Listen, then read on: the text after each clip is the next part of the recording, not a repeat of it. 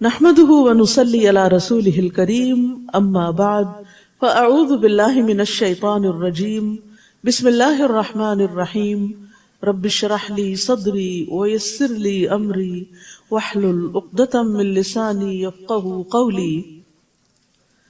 قرآن مجید نور ہے۔ اللہ سبحانہ وتعالی فرماتے ہیں یا ایھا الناس قد جاءکم برہان من ربکم وَأَنزَلْنَا إِلَيْكُمْ نُورًا مُبِينًا، اے لوگو بلا شبہ تمہارے پاس تمہارے رب کی طرف سے ایک واضح دلیل آ گئی ہے اور ہم نے تمہاری طرف ایک واضح نور نازل کیا ہے۔ تو نور روشنی کیا دکھاتی ہے؟ اندھیروں میں راہ دکھاتی ہے۔ تو یہ زندگی اندھیروں سے بھری ہوئی ہے، جہالت کے، لا علمی کے۔ اس میں جب قرآن کا نور آتا ہے تو انسان کو صحیح اور غلط کا فرق پتہ چلتا ہے اور صحیح راستہ معلوم ہوتا ہے۔ زید بن ارقم رضی اللہ عنہ سے مروی ہے، وہ کہتے ہیں کہ رسول اللہ صلی اللہ علیہ وسلم نے فرمایا آگاہ رہو اے لوگو، میں ایک انسان ہوں، قریب ہے کہ میرے رب کا بھیجا ہوا میرے پاس آئے تو میں اسے قبول کر لوں، اور میں تم میں دو بھاری چیزیں چھوڑے جا رہا ہوں۔ ان میں سے پہلی اللہ کی کتاب ہے جس میں ہدایت اور نور ہے۔ اس کتاب میں کیا ہے؟ ہدایت اور نور ہے۔ تو تم اللہ کی کتاب کو پکڑے رکھو۔ اب یہ نہیں کہ صرف رمضان تک پکڑنا ہے اور پھر چھوڑ دینا ہے، نہیں، اس کو پکڑے رکھو اور اس کے ساتھ مضبوطی سے جڑے رہو، یعنی اسے اپنی زندگی کا حصہ بنا لو۔ اور آپ نے اللہ کی کتاب پر بہت زور دیا اور اس کی خوب رغبت دلائی، یعنی لوگوں کو شوق دلایا کہ وہ قرآن کے ساتھ اپنا تعلق مضبوط کریں۔ پھر آپ نے فرمایا دوسری چیز میرے اہل بیت ہیں، میں تم لوگوں کو اپنے اہل بیت کے بارے میں اللہ کی یاد دلاتا ہوں، یعنی ان کے ساتھ احسان کا رویہ اختیار کرنا۔ میں تم لوگوں کو اپنے اہل بیت کے بارے میں اللہ کی یاد دلاتا ہوں، میں تم لوگوں کو اپنے اہل بیت کے بارے میں اللہ کی یاد دلاتا ہوں۔ تو ہمارے لیے لازم ہے کہ ہم اس زندگی کے سفر میں رسول اللہ صلی اللہ علیہ وسلم کے ارشادات کو یاد رکھیں۔ 9واں پارہ شروع کرتی ہوں اللہ کے نام سے جو بے انتہا مہربان نہایت رحم فرمانے والا ہے۔ اس قوم کے متکبر سرداروں نے کہا شعیب ہم تجھے اور ان لوگوں کو جو تیرے ساتھ ایمان لائے ہیں اپنی بستی سے نکال دیں گے یا پھر تمہیں ہمارے دین میں واپس آنا ہوگا۔ شعیب علیہ السلام نے کہا خواہ ہم اسے ناپسند کرتے ہوں تو بھی۔ تو ہم دیکھتے ہیں کہ ہر نبی کی مخالفت اس قوم کے بڑے لوگوں نے کی، ایلیٹ کلاس نے کی، اور اس کی بنیادی وجہ کیا تھی کہ وہ اپنے آپ کو بڑا سمجھتے تھے۔ وہ سمجھتے تھے کہ اگر نبوت بھی آنی تھی تو اس کے حقدار ہم زیادہ تھے، ہمارے پاس یہ سب کچھ آنا چاہیے تھا، ہم لوگوں کو گائیڈ کرتے، اور اب چونکہ نبوت کسی اور کے پاس آ گئی ہے تو ہم اس کی پیروی کرنے والے نہیں۔ تو متکبر لوگوں کا طریقہ کار ایک ہی جیسا ہوتا ہے، وہ ناحق طریقے سے جھگڑا اور بحث کرتے ہیں، اور اگر اس پہ بے بس ہو جاتے ہیں تو دھمکیوں پہ اتر آتے ہیں۔ اور یہاں پر وہ دھمکیاں دے رہے ہیں کہ ہم تمہیں اپنی قوم سے نکال دیں گے، اپنے ملک سے نکال دیں گے، ہم تمہیں اپنے درمیان برداشت نہیں کرتے، اور جو تمہارے اوپر ایمان لے آئے ہیں ان کو بھی نکال دیں گے، یا پھر لازماً تمہیں ہماری ملت میں واپس آنا ہوگا، ہمارے طریقوں کو فالو کرنا ہوگا۔ تو شعیب علیہ السلام نے صرف اتنا کہا اولو کننا کارہین، کیا پھر بھی اگر ہم اسے ناپسند کرتے ہوں، کیونکہ اہل ایمان کے لیے ایمان کو چھوڑنا، دین کو چھوڑنا، دین کے طریقے کو چھوڑنا انتہائی ناپسندیدہ ہوتا ہے، اور جس شخص کو ایمان کی حلاوت ایک دفعہ نصیب ہو جاتی ہے پھر وہ ایمان کو ترک نہیں کرتا۔ انس رضی اللہ عنہ سے روایت ہے کہ نبی صلی اللہ علیہ وسلم نے فرمایا 3 باتیں جس کسی میں ہوں گی وہ ایمان کی مٹھاس پالے گا، یہ کہ اللہ اور اس کا رسول اس کے نزدیک ہر چیز سے زیادہ محبوب ہوں، اور یہ کہ آدمی جس کسی سے محبت کرے صرف اللہ کے لیے کرے، کوئی دنیا کا لالچ بیچ میں نہ ہو، اور یہ کہ کفر میں دوبارہ لوٹنے کو اس طرح ناپسند کرے جیسا کہ وہ آگ میں پھینکے جانے کو ناپسند کرتا ہے، یعنی اسلام سے پھر مرتد ہو کے کفر کی طرف جانا اس کے لیے ایسے ہی ہو جیسے جہنم میں جانا ہے۔ قد افترینا علی اللہ کذبا ان عدنا فی ملتکم بعد اذ نجانا اللہ منہا، اگر ہم تمہارے دین میں دوبارہ چلے جائیں تمہارے دین میں، کیونکہ انبیاء کا شرک والا دین کبھی نہیں رہا. تو اس کا مطلب یہ ہوگا کہ ہم نے اللہ پر جھوٹ باندھا تھا، یعنی جو کچھ ہم تمہیں کہہ رہے تھے وہ بالکل غلط بات تھی، جبکہ اللہ اس سے ہمیں نجات دے چکا ہے. ہم سے یہ ممکن نہ ہوگا کہ ہم اس میں دوبارہ چلے جائیں، الا یہ کہ ہمارے رب کی ایسی ہی مشیت ہو. ہمارے رب نے علم سے ہر چیز کا احاطہ کر رکھا ہے، ہم اللہ ہی پر بھروسہ کرتے ہیں. علی اللہ توکلنا ربنا افتح بیننا وبین قومنا بالحق وانت خیر الفاتحین. اور پھر دعا کی، اے ہمارے رب، ہمارے اور ہماری قوم کے درمیان انصاف سے فیصلہ کر دے، اور تو ہی سب سے بہتر فیصلہ کرنے والا ہے. یہاں پر ہم دیکھتے ہیں کہ ایک نبی بھی اپنے نیک عمل پر، اپنے ایمان پر غرور نہیں کرتے. انسان کو کبھی یہ نہیں سوچنا چاہیے کہ نیکی کی آج جس حالت پر میں ہوں یا ایمان کے جس درجے پر ہوں، بس یہ اس پر تو مجھے ہمیشگی حاصل ہو گئی. نہیں، الا یشاء اللہ، یہ اللہ ہی کے فضل سے ہوا، اور اس پر اس وقت تک قائم رہوں گا جب تک اللہ چاہے گا. تو انبیاء اور صالحین ہمیشہ سے یہ جانتے ہیں کہ ان کا دین پر ثابت قدم رہنا اللہ کی مشیت کی وجہ سے ہے، اس میں ان کا اپنا کوئی کمال نہیں.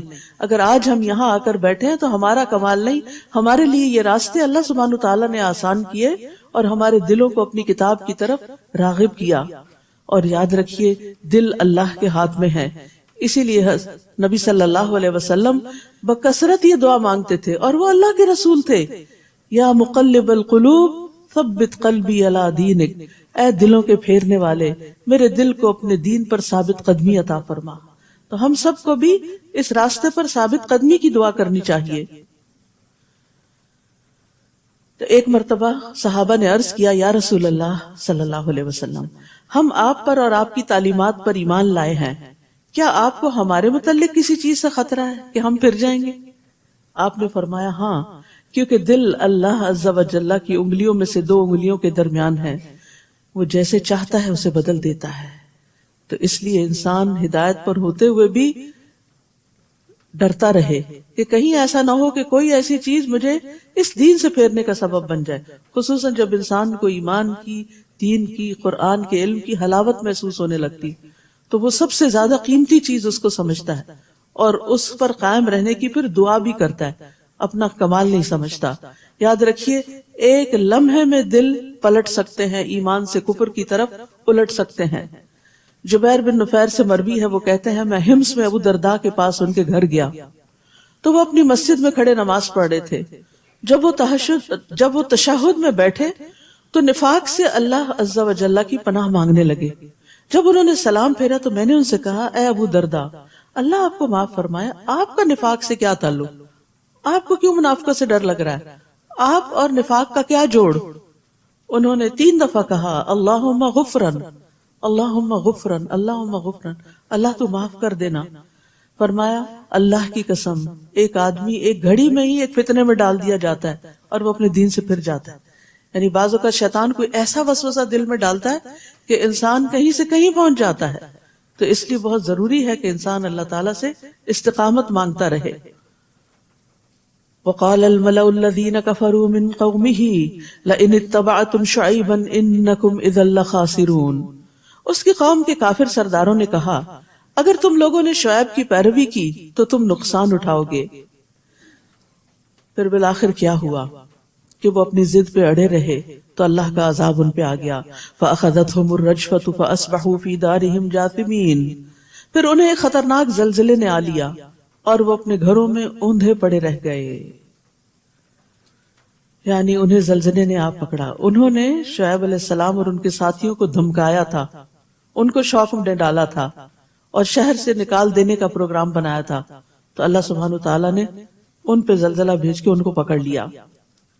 الذین کذبوا شعیبا، جن لوگوں نے شعیب علیہ السلام کو جھٹلایا تھا ان کی حالت یہ ہو گئی گویا وہ کبھی آباد ہی نہ ہوئے تھے. حالانکہ وہ بزنس والے لوگ تھے، بہت مالدار لوگ تھے، بہت کھاتے پیتے، بہت فلرشڈ تھے، لیکن سب بجھ کر رہ گئے. جنہوں نے شعیب علیہ السلام کو جھٹلایا تھا بالآخر وہی خسارے میں رہے، انہوں نے ہی نقصان اٹھایا. شعیب انہیں یہ کہتے ہوئے وہاں سے چلے گئے کہ اے میری قوم، میں نے تمہیں اپنے رب کا پیغام پہنچا دیا تھا اور ممکن حد تک میں تمہاری خیر خواہی کرتا رہا، تو اب میں ان لوگوں پر کیسے افسوس کروں جو انکار ہی کرتے رہے، مان کے ہی نہ دیے۔ اور ہم نے جب بھی کسی بستی میں کوئی نبی بھیجا تو وہاں کے رہنے والوں کو سختی اور تکلیف میں مبتلا کیا تاکہ وہ عاجزی کی روش اختیار کریں۔ پھر ہم نے ان کی بدحالی کو خوشحالی میں بدل دیا، یہاں تک کہ وہ خوب پھلے پھولے اور کہنے لگے یہ اچھے اور برے دن تو ہمارے آباء و اجداد پر بھی آتے رہے ہیں۔ پھر یکدم ہم نے انہیں پکڑ لیا اور انہیں خبر تک نہ ہوئی۔ تو یاد رکھیے کہ خوشحالی اور بدحالی دونوں ہی امتحان کے دو پرچے ہوتے ہیں، دونوں ہی امتحان۔ تکلیف میں تو انسان پھر سمجھتا ہے کہ یہ میرے اوپر امتحان ہے، آزمائش ہے، پتہ نہیں اللہ تعالیٰ کی ناراضگی ہے کوئی، اس وجہ سے میرے حالات نہیں بدلتے۔ لیکن جب خوشحالی آتی ہے اور نعمتیں فراواں ہو جاتی ہیں تو انسان سب کچھ بھول جاتا ہے۔ انسان کے اندر یہ خیال آتا ہے کہ یہ میرا رب مجھ سے بڑا راضی، لہٰذا وہ گناہ پہ گناہ بھی کرتا چلا جاتا ہے، اللہ کی نافرمانیوں کی طرف چل پڑتا ہے اور توبہ استغفار بھی نہیں کرتا۔ تو اس لیے صحابہ کرام جو تھے جب ان پہ نعمتیں بہت آ جاتی تھی تو ان سے بھی وہ ڈرتے تھے کہ کہیں یہ رب کی طرف سے ڈھیل نہ ہو، استدراج نہ ہو، کہ اس کے بعد پکڑ نہ ہو کہیں۔ تو نعمتوں کو بھی عاجزی کے ساتھ استعمال کرنا چاہیے اور اس میں سے اللہ کا اور بندوں کا حق نکالتے رہنا چاہیے تاکہ شکر ادا ہوتا رہے اور نعمتیں برقرار رہیں۔ وَلَوْ أَنَّ أَهْلَ الْقُرَىٰ آمَنُوا وَاتَّقَوْا، اب یہاں بتا دیا گیا کہ نعمتیں کیسے برقرار رہتی ہیں، نعمتیں کیسے آتی ہیں۔ اور اگر یہ بستیوں والے ایمان لاتے اور تقوی اختیار کرتے، دو چیزیں اللہ کو راضی کرنے والی، ایمان اور تقوی، تو ہم ان پر آسمان اور زمین کی برکات کے دروازے کھول دیتے، لیکن انہوں نے جھٹلا دیا، پھر ہم نے انہیں ان کے کرتوتوں کی پاداش میں دھر لیا۔ کیا یہ بستیوں والے اس بات سے نڈر ہو گئے ہیں کہ رات کے وقت ان پر ہمارا عذاب آ جائے اور وہ سوئے ہوئے ہوں، کہ آنکھ بھی نہ کھلے؟ اور یاد رکھیے اچانک پکڑ یہ عذاب کی علامت ہوتی ہے۔ یا وہ اس بات سے نڈر ہو گئے ہیں کہ چاشت کے وقت ان پر ہمارا عذاب آئے اور وہ کھیل رہے ہوں، یعنی ہسل بسل شروع ہو گئی ہو، لوگ اپنے کاموں کے لیے بھاگ دوڑ کر رہے ہوں، یعنی کسی بھی وقت آ سکتا ہے، کسی بھی وقت پکڑ ہو سکتی ہے۔ کیا یہ لوگ اللہ کی چال سے بے خوف ہو گئے ہیں؟ حالانکہ اللہ کی چال سے وہی قوم بے خوف ہوتی ہے جو نقصان اٹھانے والی ہو۔ یعنی اللہ سبحانہ تعالیٰ کا ان کے خلاف چال چلنا کیا ہے کہ ان کو پہلے مہلت دے، ڈھیل دے، ان پر دنیا کی زندگی کے انعامات عام کر دے اور پھر اچانک رسی کھینچ لے۔ حسن بصری کہتے ہیں مومن نیک کام کرتے ہوئے بھی ڈرتا، لرزتا اور خوف کھاتا ہے۔ ہم سب کو اپنے بارے میں سوچنا چاہیے کہ نیکی کرتے ہوئے، نماز پڑھتے ہوئے، خیرات کرتے ہوئے، کسی کی مدد کرتے ہوئے ہمارے دل کا حال کیا ہوتا ہے۔ مومن نیک کام کرتے ہوئے بھی ڈرتا، لرزتا اور خوف کھاتا ہے، اور فاجر گناہ کے کام کرتے ہوئے بھی امن اور سکون میں ہوتا ہے، بڑی بڑی نافرمانیاں کر کے بھی بڑا خوش ہوتا ہے۔ رسول اللہ صلی اللہ علیہ وسلم نے فرمایا بے شک مومن اپنے گناہوں کو ایسے دیکھتا ہے جیسے وہ کسی پہاڑ کے نیچے بیٹھا ہو، یعنی گناہ اس کو پہاڑ کی طرح نظر آتے ہیں اور اسے یہ خطرہ ہو کہ یہ پہاڑ اس کے اوپر نہ گر جائے، جبکہ فاسق اپنے گناہوں کو اس طرح دیکھتا ہے جیسے کوئی مکھی اس کی ناک میں بیٹھی اور اس نے ہاتھ کے اشارے سے اڑا دیا، یعنی اس کو گناہ سے کوئی ڈر نہیں لگتا اور کوئی اس کو برا نہیں لگتا، اسی لیے تو توبہ نہیں کرتا۔ جو لوگ ان بستیوں کے ہلاک ہونے کے بعد زمین کے وارث ہوئے، کیا انہیں یہ رہنمائی نہیں ملی کہ اگر ہم چاہیں تو ان کے گناہوں کے بدلے ان پر بھی مصیبت ڈال سکتے ہیں اور ان کے دلوں پر مہر بھی کر سکتے ہیں کہ وہ سن ہی نہ سکیں؟ تو یہ گناہوں کے دو نتائج بتائے گئے کہ ان پہ مصیبت آئے اور دل سخت ہو جائیں۔ تو اس لیے انسان کو ساتھ ساتھ توبہ کرتے رہنا چاہیے، جہاں پسلے، جہاں غلطی ہوئی، جہاں بھٹکے، اللہ سبحانہ تعالیٰ کی طرف راغب ہوئے۔ تلک القری نقص علیک من انبائها، یہ بستیاں ہیں جن کے احوال ہم نے آپ سے بیان کر دیے ہیں، ان کے پاس ان کے رسول واضح دلائل لے کر آئے تھے، مگر جس بات کو وہ پہلے جھٹلا چکے تھے اس پر ایمان لانا انہوں نے مناسب نہ سمجھا۔ اسی طرح اللہ کافروں کے دلوں پر مہر لگا دیتا ہے۔ ان میں اکثر لوگ ایسے تھے جن میں ہم نے عہد کا لحاظ نہ پایا اور ان میں سے اکثر کو فاسق ہی پایا۔ یعنی کمٹمنٹ نہیں کی، دین کی کوئی بات کبھی اختیار کی بھی تو اس پر ثابت قدمی اختیار نہیں کی. ثم بعثنا من بعدهم موسى بآياتنا إلى فرعون وملئه فظلموا بها فانظر كيف كان عاقبة المفسدين. ان کے بعد ہم نے موسیٰ علیہ السلام کو اپنے معجزات دے کر فرعون اور اس کے درباریوں کی طرف بھیجا، مگر انہوں نے بھی ہمارے معجزات سے ناانصافی کی. پھر دیکھ لو فساد کرنے والوں کا کیا انجام ہوا. تو یہاں سے آخر تک ایک طویل قصہ آئے گا موسیٰ علیہ السلام کا، اور اس میں دیکھنے کو کہا گیا ہے فانظر، غور کرو، دیکھو، کیف کان عاقبۃ المفسدین، کہ فسادیوں کا انجام کیسے ہوا. یعنی جو لوگ زمین میں فساد کرتے ہیں، تکبر کرتے ہیں، اپنے آپ کو بڑا سمجھ کر دوسروں کے اوپر ظلم ڈھاتے ہیں، ناانصافیاں کرتے ہیں، پھر بالآخر ایک دن ان کا انجام کیسے ہوتا ہے. وقال موسیٰ یا فرعون انی رسول من رب العالمین. موسیٰ نے فرعون سے کہا میں یقیناً اللہ رب العالمین کا رسول ہوں، میرے شایان شان یہی ہے کہ میں اللہ کے متعلق وہی بات کروں جو سچی ہو. میں تمہارے پاس تمہارے رب کی طرف سے معجزات لے کر آیا ہوں، یعنی وہ تمہارا بھی رب ہے، لہٰذا بنی اسرائیل کو میرے ساتھ روانہ کر دو. یعنی جو ان کو غلام بنا رکھا ہے ان کو اس غلامی سے نجات دے دو. تو موسیٰ علیہ السلام کی دعوت کے دو بڑے نکات تھے، ایک تو ان کو اللہ کی طرف بلانا قوم فرعون کو، اور دوسرے بنی اسرائیل کو غلامی سے نجات دلانا. فرعون نے کہا اگر تو سچا ہے تو کوئی معجزہ لے کر آیا ہے تو اس کو پیش کر. چنانچہ موسیٰ علیہ السلام نے اپنا عصا ڈال دیا تو وہ فوراً ہو بہو ایک اژدہا بن گیا، بہت بڑا سانپ بن گیا، اور بغل سے اپنا ہاتھ نکالا تو وہ دیکھنے والوں کو چمکدار دکھائی دینے لگا. فرعون کی قوم کے سرداروں نے کہا یہ تو بڑا ماہر جادوگر ہے، وہ چاہتا ہے کہ تمہیں تمہارے ملک سے نکال دے، اب تم کیا مشورہ دیتے ہو؟ پھر انہوں نے فرعون سے کہا کہ موسیٰ اور اس کے بھائی کے معاملے کو التوا میں رکھو اور شہروں میں اپنے آدمی بھیج دو جو ہر ماہر جادوگر کو اکٹھا کر کے تیرے پاس لے آئیں. چنانچہ جادوگر فرعون کے پاس آ گئے اور کہنے لگے اگر ہم غالب رہے تو ہمیں کچھ صلہ بھی ملے گا. انتہائی معذرت کے ساتھ بچوں کا ایریا پچھلا ہے، پیچھے والا ہے، کیونکہ دوسرے لوگ سن نہیں پاتے. تو بہت ہمبل ریکویسٹ ہے میری کہ مدرس بچے لے کر پیچھے والے حصے میں چلے جائیں، اس ڈور کے وہاں بھی آواز آ رہی. چنانچہ جادوگر فرعون کے پاس آ گئے اور کہنے لگے اگر ہم غالب رہے تو ہمیں کچھ صلہ بھی ملے گا. نبی جو ہوتا ہے وہ قوم کا خیر خواہ ہوتا ہے، وہ لوگوں سے کوئی اجر و ثواب نہیں چاہتا، یعنی لوگوں سے کوئی بدلہ نہیں چاہتا، اس کا اجر و ثواب اللہ کے ذمہ ہوتا ہے. اس کے برعکس جادوگر جادو کا کاروبار کیوں چلاتے ہیں؟ تاکہ دنیا کما سکے. اسی لیے جب وہ فرعون کے پاس جب موسیٰ علیہ السلام آئے تو انہوں نے ان کو اللہ کا پیغام سنایا اور کسی اجر کی توقع نہیں رکھی، لیکن جادوگر آئے تو انہوں نے انعام مانگا کہ اچھا موقع ہے، آج فرعون کو ہماری ضرورت پڑی ہے تو اس سے کچھ بھرپور فائدہ اٹھایا جائے. چنانچہ جادوگر فرعون کے پاس آ گئے اور کہنے لگے اگر ہم غالب رہے تو ہمیں کچھ صلہ بھی ملے گا. فرعون نے کہا ہاں، اور میرے دربار میں منصب بھی ملیں گے. پھر مقابلے کے وقت جادوگر کہنے لگے موسیٰ تم ڈالتے ہو یا ہم ڈالیں؟ موسیٰ نے کہا تم ہی ڈالو. پھر جب انہوں نے اپنی رسیاں وغیرہ پھینکی تو انہوں نے لوگوں کی آنکھوں پر جادو کر دیا اور انہیں دہشت زدہ کر دیا اور بڑا زبردست جادو بنا لائے. تو یہاں پر موسیٰ علیہ السلام نے جادوگروں کو پہل کا موقع دیا، پہل کرنے کا موقع دیا کہ تم پہلے کرو. اس کی کیا حکمت تھی؟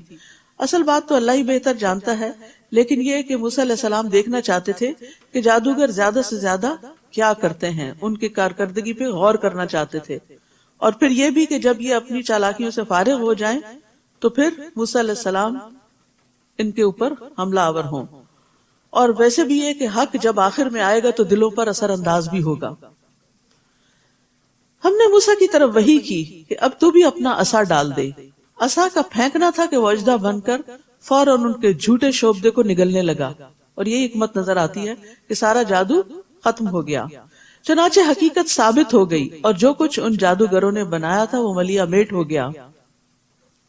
یہ جو آیتیں ہیں فَلَمَّا أَلْقَوْا قَالَ مُوسَى مَا جِئْتُمْ بِهِ السِّحْرُ، اور یہ سورۃ یونس کی 81 اور 82، اور پھر سورۃ الاعراف کی 118 سے 122، اور سورۃ طٰہٰ کی 69 آیت، اور یہ آیت یہاں سے فوقع الحق وبطل ما كانوا يعملون۔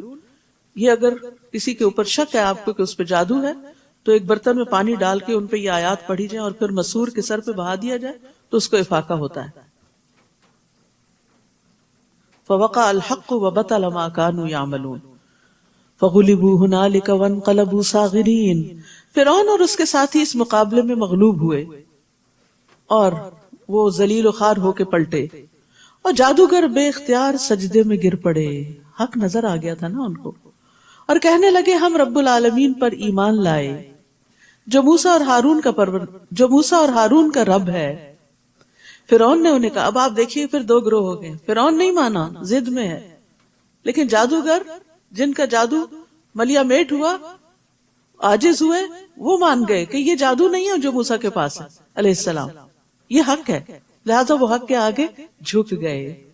تو ایک سچا انسان جو ہوتا ہے، چاہے وہ زندگی گناہوں میں ہی بسر کر رہا ہو، لیکن جب حق اس کے سامنے آتا ہے تو اس کو فوراً قبول کر لیتا ہے، اس کے سامنے اکڑتا نہیں، ضد نہیں کرتا، وہ شیطان کی روش اختیار نہیں کرتا، وہ آدم علیہ السلام کی طرح اپنی غلطی کا اعتراف کر لیتا ہے۔ فرعون نے انہیں کہا، قبل اس کے کہ میں تمہیں اجازت دیتا تم موسیٰ پر ایمان لے آئے، یقیناً یہ تمہاری ایک سازش تھی جو تم نے اس شہر میں کی تاکہ اس کے باشندوں کو یہاں سے نکال دو، سو تمہیں جلد ہی اس کا انجام معلوم ہو جائے گا۔ اب فرعون جادوگروں کو بھی دھمکیاں دینے پہ اتر آیا، میں تمہارے ہاتھ اور پاؤں مخالف سمتوں سے کٹوا دوں گا، اگر ایک ہی سمت سے کاٹ دیا جائے تو موت واقع ہو جاتی ہے، پھر تم سب کو سولی پہ چڑھا دوں گا، یعنی نشان عبرت بناؤں گا۔ جادوگر کہنے لگے ہم یقیناً اپنے رب کی طرف لوٹ کر جانے والے ہیں، یعنی تم نے مار دیا تو کیا ہوا، ہم نے ایک دن مرنا ہی ہے اور اللہ کے حضور واپس جانا ہی ہے، اور ہماری کون سی بات تجھے بری لگی ہے سوائے اس کے کہ جب ہمارے پاس رب کی نشانیاں آ گئی تو ہم ان پر ایمان لے آئے، یعنی ہم ایمان ہی تو لائے ہیں، اس میں ایسی کیا کباہت ہے، ہم نے حق دیکھ کر اس کو پہچانا اور قبول کر لیا۔ پھر انہوں نے دعا کی، ربنا افرغ علینا صبرا وتوفنا مسلمین، اے ہمارے رب ہم پر صبر انڈیل دے اور اس حال میں موت دے کہ ہم فرما بردار ہوں۔ یا اللہ ہمیں ایسی طاقت عطا کر جس کے ذریعے ہم وہ کچھ برداشت کر سکیں جس کی فرعون ہمیں دھمکی دے رہا ہے، یعنی صبر سے مقابلہ کرنا چاہ رہے تھے، کیونکہ فرعون کی دھمکی کو معمولی دھمکی نہیں تھی کہ ایک ہاتھ اور ایک پاؤں کٹوا دوں گا اور پھر سولی چڑھا دوں گا۔ آپ سوچئے، اپنے آپ کو وہاں رکھ کے دیکھیے کہ خوف سے کتنا برا حال ہو جائے اگر کوئی آپ کو ایسی دھمکی دے۔ تو انہوں نے اللہ سبحانہ تعالیٰ سے فوراً مدد مانگی۔ تو یہ سیکھنے کی بات ہے کہ بڑے سے بڑے گھبرا دینے والے موقع پر بھی انسان کو ہمت نہیں ہارنی چاہیے، اللہ سبحانہ تعالیٰ کی طرف رجوع کرنا چاہیے۔ اور یہاں پر یہ افرغ علینا، افراغ کہتے ہیں برتن میں جو کچھ ہے سب کچھ انڈیل دے، یعنی ہمارا دل صبر سے لبریز ہو جائے۔ اور پھر انہوں نے اسلام پر فوت ہونے کی دعا مانگی، کیونکہ اب زندگی میں کوئی رغبت نہیں رہی تھی اور انہیں فرعون کی دھمکی کی کوئی پرواہ بھی نہیں تھی۔ ان کا مقصد کیا تھا کہ آخرت میں نجات پا جائیں، جو کچھ اللہ کے پاس ہے اسے حاصل کرنے میں کامیاب ہو جائیں۔ اور ان باتوں سے فرعون اور ذلیل ہو گیا اور اس کی دھمکیاں بیکار ہو گئیں۔ یہاں پر سچے مومنوں کا، اب آپ دیکھیے وہ جو پیچھے بات ہوئی تھی نا کہ لمحے میں دل پلٹ جاتے ہیں، یہ اس کی عملی مثال ہے۔ ان جادوگروں کے دل لمحے میں پلٹ گئے، جب دیکھا عصا کو بس جاتے دیکھا کہ سارا ان کا جادو نکل گیا، تو ضد میں نہیں آئے کہ ہم ہار گئے ہیں، ہم ان کی بات نہیں دیکھتے۔ انہوں نے کہا اوہ یہی حق ہے، حق کو دیکھتے ہی فوراً قبول کر لیا، دل پلٹ گئے، ایمان کی طرف آ گئے۔ اور پھر ایمان جب آیا تو اس کی روشنی سے انہیں جو سب سے بڑی فکر لگی وہ آخرت کی تھی، فرعون کی دھمکیوں کی بھی نہیں، اس کے مقابلے میں صبر مانگ لیا، لیکن اصل میں آخرت کی کامیابی مانگی۔ اصل ایمان ہی اس شخص کا سچا ہے جس کو اپنی آخرت کی فکر ہوتی ہے کہ کسی بھی میرے کام کا انجام وہاں کیا ہوگا، آگے کیا بنے گی، جو ہمیشہ کی زندگی ہے۔ وَقَالَ الْمَلَأُ مِن قَوْمِ فِرْعَوْنَ أَتَذَرُ مُوسَىٰ وَقَوْمَهُ لِيُفْسِدُوا فِي الْأَرْضِ، اور فرعون کی قوم کے سردار فرعون سے کہنے لگے کیا تو موسیٰ اور اس کی قوم کو یوں ہی چھوڑ دے گا کہ زمین میں فساد مچاتے پھریں؟ اور تجھے اور تیرے معبودوں کو چھوڑ دیں. وہ کہنے لگا میں ان کے بیٹوں کو مروا ڈالوں گا. اور بنی اسرائیل کو اور دھمکی, اور ان کی عورتوں کو زندہ رہنے دوں گا, اور ہمیں ان پر پوری قدرت حاصل ہے. موسیٰ نے اپنی قوم سے کہا استعینوا باللہ واصبروا, اللہ سے مدد مانگو اور صبر کرو. سبحان اللہ, وہی بات جو جادوگروں نے جو ایمان لے آئے تھے کہی, اور یہاں بھی وہی ایمان اور صبر کی بات ہے. اللہ سے مدد مانگنے کی بات ہے اور صبر کرنے کی. یاد رکھیے ہر مشکل چھوٹی ہو یا بڑی, سب سے پہلے ہمارے دل میں اللہ سبحانہ وتعالیٰ کا خیال آنا چاہیے اور اس سے دعا کرنی چاہیے, اور مشکل کا مقابلہ کرنے کے لیے اللہ سے مدد مانگنی چاہیے. سورۃ البقرہ میں بھی ہم نے پڑھا کہ وَاسْتَعِینُوا بِالصَّبْرِ وَالصَّلَاةِ, تو صلاۃ جو ہے دعا, نماز, یہ اللہ سے دعا مانگنے کا بہترین ذریعہ ہے. مجھے اچھی طرح یاد ہے کہ میری والدہ کی وفات ہوئی تو ان کو پہلی نظر میں جب فوت ہوئے میں نے دیکھا تو دل بیٹھ گیا, لیکن فوراً مجھے یہی آیتیں یاد آئیں کہ وَاسْتَعِینُوا بِالصَّبْرِ وَالصَّلَاةِ, اور پہلا کام میں نے یہی کیا کہ فوراً نماز پڑھی. اور آپ یقین کریں کہ نماز سے پہلے اور بعد کے دل کی حالت میں زمین اور آسمان کا فرق تھا. دل ٹھہر گیا, ایک سکینت نازل ہونے لگی, اور اس کے بعد کے سارے مرحلے آسان ہو گئے. یہ نہیں کہ آنکھوں میں آنسو نہیں آتے تھے, لیکن بے قراری کی کیفیت چلی گئی. تو وفات ہو کسی کی, کوئی چوری ہو, کوئی نقصان ہو, کچھ ہو, جب انسان اللہ سبحانہ تعالیٰ کی طرف راغب ہو جاتا ہے تو حالات تو نہیں بدلتے لیکن دل بدل جاتا ہے. باہر تو وقت کے ساتھ ہی تبدیلی آئے گی, لیکن اندر کی تبدیلی انسان کو اسٹرانگ کر دیتی ہے, پرسکون کر دیتی ہے. اور جب آپ پرسکون ہوتے ہیں تو پھر ہوش و حواس سے سارے فیصلے کرتے ہیں.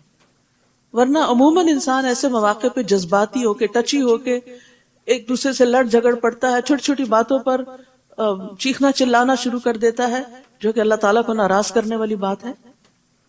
تو ہر غم, ہر دکھ, ہر تکلیف کے موقع پر اللہ سے مدد مانگو, نماز پڑھو اور صبر اختیار کرو, اور صبر کی دعا بھی کرو. ربنا افرغ علینا صبر, اللہ انڈیل دے صبر, کیونکہ دل کی بے قراری صبر کے آنے کے بعد ہی درست ہوتی ہے. فرمایا یہ زمین اللہ کی ہے, وہ اپنے بندوں میں سے جسے چاہے اس کا وارث بنا دے, اور انجام خیر تو پرہیزگاروں ہی کے لیے ہے, تقوی والوں ہی کے لیے ہے, عاقبت انجام تو متقی کے لیے ہی بہتر ہے. وہ موسیٰ سے کہنے لگے تمہارے آنے سے پہلے بھی ہمیں دکھ دیا جاتا تھا اور تمہارے آنے کے بعد بھی دیا جا رہا ہے. ہمیں تو لگتا تھا کہ کوئی آئے گا مسیحا جو ہمیں ان مصیبتوں سے نجات دلائے گا, لیکن ہمارے اوپر تو مشکلات اور زیادہ ہوتی جا رہی ہیں. موسیٰ نے جواب دیا ان قریب تمہارا رب تمہارے دشمن کو ہلاک کر دے گا, تسلی دی انہیں, اور اس سرزمین میں تمہیں خلیفہ بنا دے گا, پھر دیکھے گا کہ تم کیسے عمل کرتے ہو. یعنی یہ مشکل تو ٹل جائے گی, لیکن جب خوشحالی آئے گی تو پھر بھی ایک آزمائش ساتھ آئے گی, اور وہ کیا کہ تم کرتے کیا ہو. اللہ سبحانہ تعالیٰ ہم سے ہر حال میں یہ دیکھتے ہیں ہم کرتے کیا ہیں, خوشی کے موقع پہ کیا کرتے ہیں, غم کے موقع پہ کیا کرتے ہیں, دکھ کے موقع پہ کیا کرتے ہیں, جب کوئی ہمارے ساتھ اچھا سلوک کرتا ہے تو ہم کیا کرتے ہیں, کوئی برا کرتا ہے تو ہم کیا کرتے ہیں. فَيَنظُرُ كَيْفَ تَعْمَلُونَ, اور وہ ہر وقت دیکھ رہے ہیں ہم کر کیا رہے ہیں. تو ہم سب کو اپنے عمل کی فکر ہونی چاہیے کہ ہمارے ری ایکشنز کیا ہیں, ڈفرنٹ سچویشنز میں ہم کس طرح ری ایکٹ کر رہے ہیں, اور یہی ہمارا عمل ہوتا ہے, اور اسی پر ہماری جزا یا سزا لکھی جاتی ہے. پھر ہم نے آل فرعون کو کئی سال تک قحط اور پیداوار کی کمی میں مبتلا رکھا کہ شاید وہ کوئی سبق حاصل کرے. جب اتنا بڑا معجزہ دیکھ کے بھی نہیں مانے تو ابھی مزید بھی ڈھیل دی گئی, کئی سال اور دیے گئے شاید سمجھ جائیں. ویسے اللہ سبحانہ تعالیٰ کا حوصلہ ہے کہ ایسے لوگوں کو برداشت کرنا. ہم ہوں اور ہمارے پاس طاقت ہو تو ہم اپنے مخالفوں کو ایک لمحے میں نیست و نابود کر دیں. یہ تو بے بسی ہے نا کہ پھر انسان صبر کر جاتا ہے, لیکن اللہ سبحانہ تعالیٰ واقعی الصبور ہے, انتہا درجے کا صبر کرنا, الحلیم ہے, بے حد برداشت کرنے والا ہے, بردبار ہے. تو پھر اب قوم فرعون کا ایک اور امتحان ہوا, قحط سالی اور خشک سالی, یعنی پیداوار آسمانی آفتوں سے ہلاکت ہو جاتی, پیداوار آسمانی آفتوں سے ہلاک ہو جاتی، یعنی فصلیں ماری جاتی، اور پھر کچھ اگتا نہیں. یہ سب کچھ کس لیے تھا؟ لعلہم یذکرون، شاید کہ وہ نصیحت حاصل کریں، کیونکہ سختیاں، تکلیفیں، آزمائشیں انسان کا دل نرم کرتی ہیں، انسان کے اندر جھکاؤ آتا ہے، اور اللہ سبحانہ تعالیٰ کے پاس جو کچھ اجر و ثواب ہے اور جنت میں جو کچھ موجود ہے، سختی کے وقت انسان اس کی طرف راغب ہوتا ہے. جب دنیا والے دل توڑتے ہیں نا، جب دنیا سے انسان ٹھکرایا جاتا ہے تو پھر انسان اللہ کی طرف راغب ہوتا ہے، اور جب دنیا اس سے چھن جاتی ہے تو انسان جنت کی نعمتوں کو یاد کرتا ہے، اور اگر دنیا ہی جنت بن جائے تو اصل جنت بھول جاتی ہے انسان کو. فَإِذَا جَاءَتْهُمُ الْحَسَنَةُ قَالُوا لَنَا هَٰذِهِ، پھر جب انہیں کوئی بھلائی پہنچتی تو کہتے کہ ہم اسی کے مستحق تھے، ہم اتنے قابل لوگ ہیں، یہ ہمیں ملنی چاہیے تھی. اور جب کوئی تکلیف پہنچتی تو اسے موسیٰ اور اس کے ساتھیوں کی نحوست بتلاتے، یہ تمہاری وجہ سے ہمارے ساتھ یہ سب کچھ ہو رہا ہے. حالانکہ نحوست تو اللہ کے ہاں ان کی اپنی تھی، ان کے اپنے گناہوں کی وجہ سے ان پر نحوست طاری تھی، لیکن ان میں سے اکثر لوگ یہ بات سمجھتے نہ تھے. تو یاد رکھیے، نعمت ملنے کو کبھی بھی اپنا کمال نہ سمجھیں، کیونکہ یہ بھی ایک تو یہ کہ امتحان ہوتا ہے، اور انسان کبھی نہ کہے یہ چیز مجھے علم کی بنا پہ ملی، یہ طاقت کی بنا پہ ملی، یہ فلاں میری قابلیت اور ذہانت کی وجہ سے مجھے مل گئی. اکثر ایسا ہوتا ہے جب کوئی اچیومنٹ ہوتی ہے نا تو ہم سب بھول جاتے ہیں اور خود کریڈٹ لینے کی کوشش کرتے ہیں. یعنی ایک پروجیکٹ جو سانجا ہوتا ہے نا، تو پھر جب کوئی اس کا اچھا نتیجہ نکلتا ہے تو ہر ایک کہتا ہے وہ میں نے کہا تھا نا، یہ میرا مشورہ تھا. کوئی کہتا ہے یہ میں نے فلاں چیز مجھے اس وقت سوجھ گئی تھی تو اس وجہ سے یہ ہو گیا. یعنی ہر شخص چاہتا ہے کہ وہ اس کو اپنا کمال بتائے. تو ہمارے منہ سے کیا لفظ نکلنا چاہیے؟ یہ اللہ کا فضل ہے، ھذا من فضل ربی، یہ اللہ کا انعام ہے، اللہ نے توفیق دی، اللہ نے سجھایا، اللہ نے یہ راہ دکھائی. تو اور اس پر پھر انسان شکر گزار ہوتا ہے، جس سے وہ نعمت بھی باقی رہتی ہے اور آئندہ بھی نعمتوں میں اضافہ ہوتا ہے. نیز وہ موسیٰ سے کہتے کہ ہمیں مسحور کرنے کے لیے جو بھی معجزہ تو ہمارے پاس لائے گا ہم تیری بات کو ماننے والے نہیں. یعنی پہلے سے ڈیسائیڈ کیا ہوتا، جو مرضی ہو جائے ہم نے نہیں ماننا، میں نہ مانوں. تو جب کوئی انسان یہ رویہ اختیار کر لیتا ہے تو ہدایت سے محروم ہو جاتا ہے. انسان کو کیا کہنا چاہیے؟ ہاں اگر کوئی دلیل ہوگی تو میں ضرور مان لوں گا. آخر ہم نے ان پر طوفان، ٹڈیاں، جوئیں، مینڈک اور خون کا عذاب ایک ایک کر کے مختلف وقتوں میں نشانیوں کے طور پہ بھیجا. آپ دیکھیے کہ طوفان عذاب ہوتے ہیں، گھر تباہ ہو جاتے ہیں، فصلیں تباہ ہو جاتی ہیں.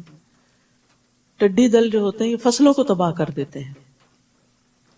جوئیں نفرت انگیز چیز ہوتی ہیں کہ انسان کی نیند، سکون حرام کر دیتی ہیں اور ایک گندگی کا سمبل ہوتی ہیں.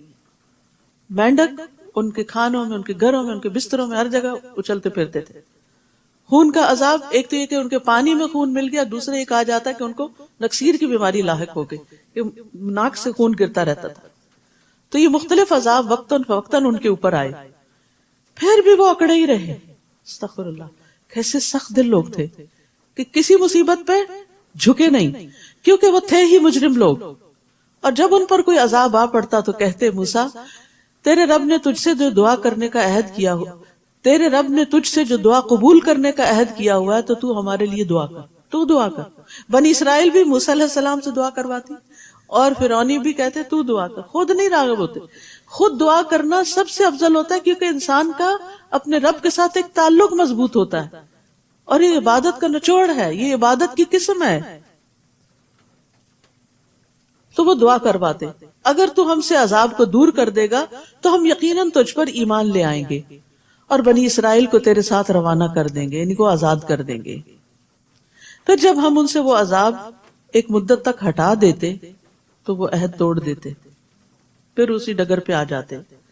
آخر کار ہم نے ان سے انتقام لیا اور انہیں سمندر میں غرق کر دیا، ڈبو دیا، کیونکہ وہ ہماری آیات کو جھٹلاتے اور ان سے لاپرواہی برتتے تھے، غفلت وَكَانُوا عَنْهَا غَافِلِينَ.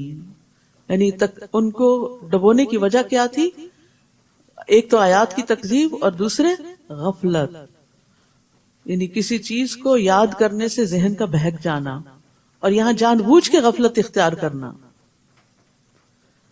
یعنی انہوں نے آیات میں غور و فکر کرنے سے روگردانی کی، اور جو نشانیاں اللہ نے بھیجی تھی موسیٰ علیہ السلام کے ذریعے ان کے اوپر توجہ نہ دی، اور ان کے برے کانسیکوینسز جو تھے ان کو کچھ نہ سمجھا۔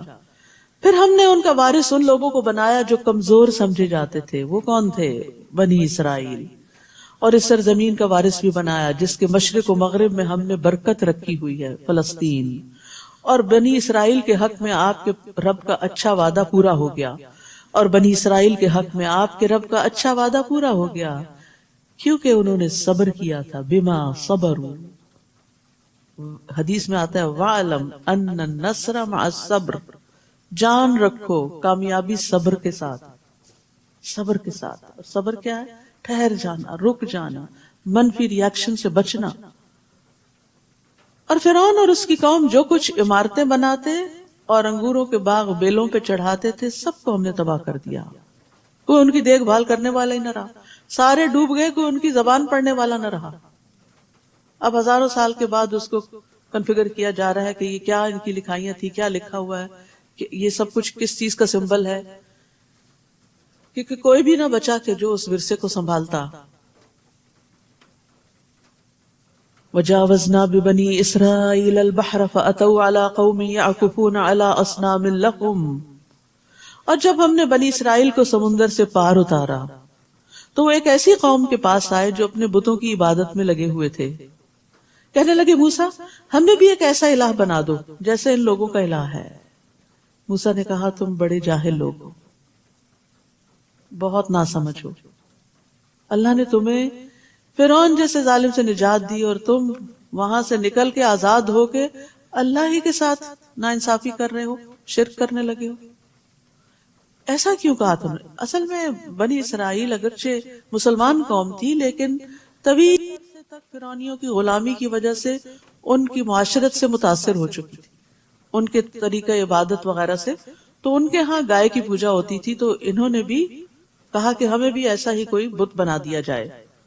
اور یہاں پر موسیٰ علیہ السلام نے ان کو کہا انکم قوم تجہلون، کہ سب سے بڑی جہالت اپنے اصل خالق، اپنے الہ، اپنے معبود سے بے خبری ہے، لا علمی ہے۔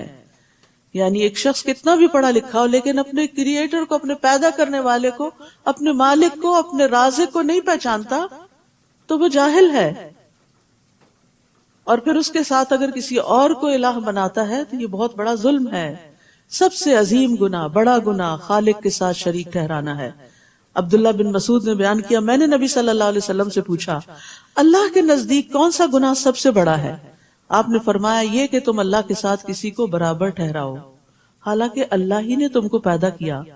میں نے عرض کیا واقعی یہ تو بہت بڑا گناہ ہے۔ پھر فرمایا ان ہؤلاء متبر ما هم فیہ وباطل ما كانوا يعملون، یہ لوگ جس کام یعنی بت پرستی میں لگے ہوئے ہیں برباد ہونے والا ہے، اور جو کچھ وہ کر رہے ہیں سراسر باطل ہے، اس کا کوئی نتیجہ نہیں نکلنے والا، یعنی کوئی فائدہ نہیں ہونے والا اس سے۔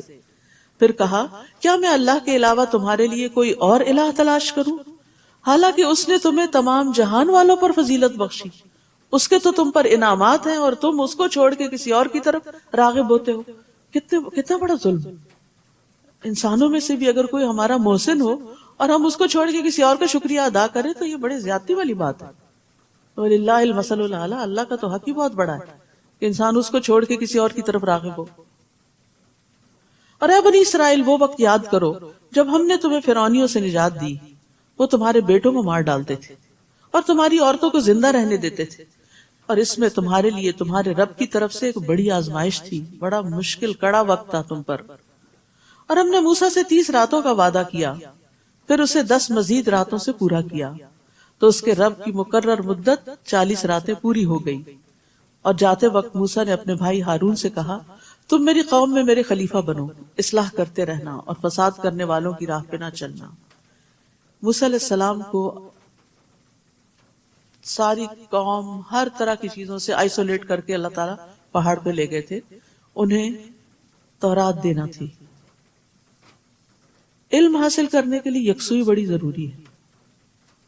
مثلا اگر آپ نے اپنا چیٹ بھی کھولی ہوئی ہے اور ادھر سے کوئی لیکچر بھی لگایا ہوا ہے اور چل پھر کے کبھی کچھ کسی سے باتیں شروع کر دیتے ہیں اور کچھ کہتے ہیں ہاں میں بڑا علم حاصل کر رہی ہوں، تو یہ علم حاصل کرنا نہیں ہوتا. نہ ہونے سے یہ بھی بہتر ہے کہ کوئی کان میں اچھی بات پڑ جائے گی، لیکن اللہ کی کتاب کے ساتھ کچھ نہ کچھ وقت ایسا ضرور گزارنا چاہیے کہ انسان سارے گیجٹ، سارے گھر کے کاموں، ساری مصروفیات، ہر چیز سے کٹ کے الگ ہو کے بیٹھے اور اس پر کنٹمپلیٹ کرے، توجہ کرے، غور و فکر کرے، تدبر کرے، تاکہ وہ سنک ان ہو، دل کے اندر جائے اور وہ عمل میں جھلکے. اور ہم نے موسیٰ سے 30 راتوں کا وعدہ کیا، پھر اسے 10 مزید راتوں سے پورا کیا. 40 دن تک کے لیے وہ وہاں گئے تھے، تو اس کے رب کی مقررہ مدت 40 راتیں پوری ہو گئی. اور جاتے وقت موسیٰ علیہ السلام نے اپنے بھائی کو اپنا کام ڈیلیگیٹ کیا اور کہا تم میری قوم میں میرے جانشین بنو. اور کیا ہدایات دی جانشین بناتے وقت؟ اصلاح کرتے رہنا، فساد کرنے والوں کے پیچھے نہ چلنا. بس 2 باتیں، اصلاح کرتے رہنا، یعنی یہ بھٹکنے لگے، غلط کرنے لگے تو ان کی اصلاح کرنا، اور اگر سب مل کے کسی غلط طریقے پہ چلے تو ان کی میجورٹی کے پیچھے نہیں لگنا. یہ بڑی زبردست ہدایات ہے، بہت زبردست طریقہ ہے موسیٰ علیہ السلام کا. اور جب موسیٰ علیہ السلام ہمارے مقررہ وقت پر اور جگہ پر آ گئے، یعنی طور پر، اور اس سے اس کے رب نے کلام کیا. سبحان اللہ، کیا بالکل تنہائی. اگر کبھی آپ ٹاپ آف دا ہل گئے ہوں اور وہاں کی جو سائلنس ہوتی ہے، اپنے سانس کی آواز بھی انسان کو آتی ہے، اتنی خاموشی اور اتنی یکسوئی ہوتی. اور اس خاموش جگہ پر اللہ سبحانہ تعالیٰ نے کلام کیا. تو موسیٰ علیہ السلام نے جب اللہ تعالیٰ کی آواز سنی ہوگی تو کیا گزری ہوگی ان کے دل کے اوپر. اللہ کا کلام سن کے دل پگھل جاتے ہیں، تو کہاں یہ کہ خود اللہ تعالیٰ کی آواز سنی جائے. موسیٰ علیہ السلام نے عرض کیا اے رب مجھے اپنا آپ دکھلا دیجئے کہ میں ایک نظر تجھے دیکھ سکوں، بس ایک جھلک دیکھنا چاہتا ہوں. محبت تھی نا، شوق ہے، تو جس سے محبت ہوتی ہے اس کو دیکھنے کا شوق ہوتا ہے. اللہ تعالیٰ نے فرمایا تو مجھے ہرگز نہ دیکھ سکے گا، البتہ اس پہاڑ کی طرف دیکھ، اگر یہ اپنی جگہ پر برقرار رہا تو بھی مجھے دیکھ سکے گا. پھر جب اس کے رب نے پہاڑ پر تجلی کی، بس چھوٹی سی روشنی، تو اسے ریزہ ریزہ کر دیا اور موسیٰ غش کھا کے گر پڑے. پھر جب انہیں کچھ افاقہ ہوا تو کہنے لگے سبحانک تبت الیک وانا اول المؤمنین، پاک ہے تیری ذات، میں تیرے حضور توبہ کرتا ہوں اور میں سب سے پہلا ایمان لانے والا ہوں. تو پہاڑ جیسی مضبوط اور سخت چیز بھی اللہ سبحانہ تعالیٰ کا دیدار نہیں کر سکتی، تو انسان تو بڑی کمزور چیز ہے. تو موسیٰ علیہ السلام نے پہاڑ کو دیکھا کہ وہ اپنے اوپر قابو نہیں پا سکا اور پہاڑ گر کر ٹوٹ پڑا. تو جب موسیٰ علیہ السلام نے دیکھا کہ پہاڑ ٹوٹ رہا ہے، کریش ہو رہا ہے، تو وہ بھی بے ہوش ہو کے گر پڑے، بے ہوش ہو گئے. انس رضی اللہ عنہ کہتے ہیں کہ نبی صلی اللہ علیہ وسلم نے اس آیت کی تفسیر میں فرمایا کہ چھنگلیاں ہوتی ہے سب سے چھوٹی انگلی کہ ایک کنارے کے برابر، بس ایک ٹپ جتنی تجلی ظاہر ہوئی تھی، پہاڑ دھنس گیا اور موسیٰ بے ہوش ہو کے گر پڑے. موسیٰ اسی پہاڑ پہ تھے. آپ نے اپنے ہاتھ کی نصف خنجر انگلی کے ساتھ اشارہ فرمایا. قال سبحانک تبت الیک، یہ موسیٰ علیہ السلام کی عاجزی تھی کہ عاجزی کے ساتھ اپنے رب کی طرف رجوع کیا. یارو مجھے ایسا مطالبہ نہیں کرنا چاہیے. حالانکہ بظاہر دیکھا جائے تو اس میں کوئی غلط بات نہیں تھی، یعنی انسان کے اندر جو شوق آتا ہے یا جو دل کے اندر محبت ہوتی ہے تو انسان اپنے رب سے ہر چیز مانگ لیتا ہے، تو اس سے اس کا دیدار مانگ لیا. لیکن دنیا میں یہ ممکن نہیں. ہاں آخرت میں اللہ سبحانہ تعالیٰ اپنے پیارے بندوں کو جو اللہ پر ایمان رکھتے ہیں، اس سے محبت کرتے ہیں، اس کی اطاعت کرتے ہیں، ان کو اپنا دیدار کروائے گا، اور جب وہ کرائے گا تو انہیں ہر نعمت بھول جائے گی. اللہ تعالیٰ نے فرمایا موسیٰ میں نے تجھے اپنی رسالت اور ہم کلامی کے لیے تمام لوگوں پر ترجیح دیتے ہوئے تجھے چن لیا ہے. جو کچھ میں تجھے دوں اس پر عمل پیرا ہو اور میرا شکر گزار بن. یعنی جو ہدایات، جو کتاب میں دوں گا تو اس کو کیا کرو، اس کو لے لو اور شکر گزاروں میں سے ہو جاؤ. تو اس سے یہ پتہ چلتا ہے کہ دین کی دعوت کا جو خلاصہ ہے وہ شکر گزاری ہے. اللہ کی نعمتوں پر بھی شکر گزاری اور شکر شکر ادا کرنے کا طریقہ کیا ہے کہ انسان پھر اللہ کی عبادت میں سرگرم ہو جاتا ہے. شکر صرف زبان سے نہیں ہوتا، زبان سے بھی ہوتا ہے، دل سے بھی ہوتا ہے، لیکن عمل سب سے بڑا اظہار ہوتا ہے شکر کا. کم من الشاکرین. اور وہ کیا ہے کہ اللہ نے جو کچھ ہمیں دیا ہے نا، وہ اللہ کی پسند کے راستوں میں لگا دیں، نافرمانی کے رستوں میں نہ لگائیں.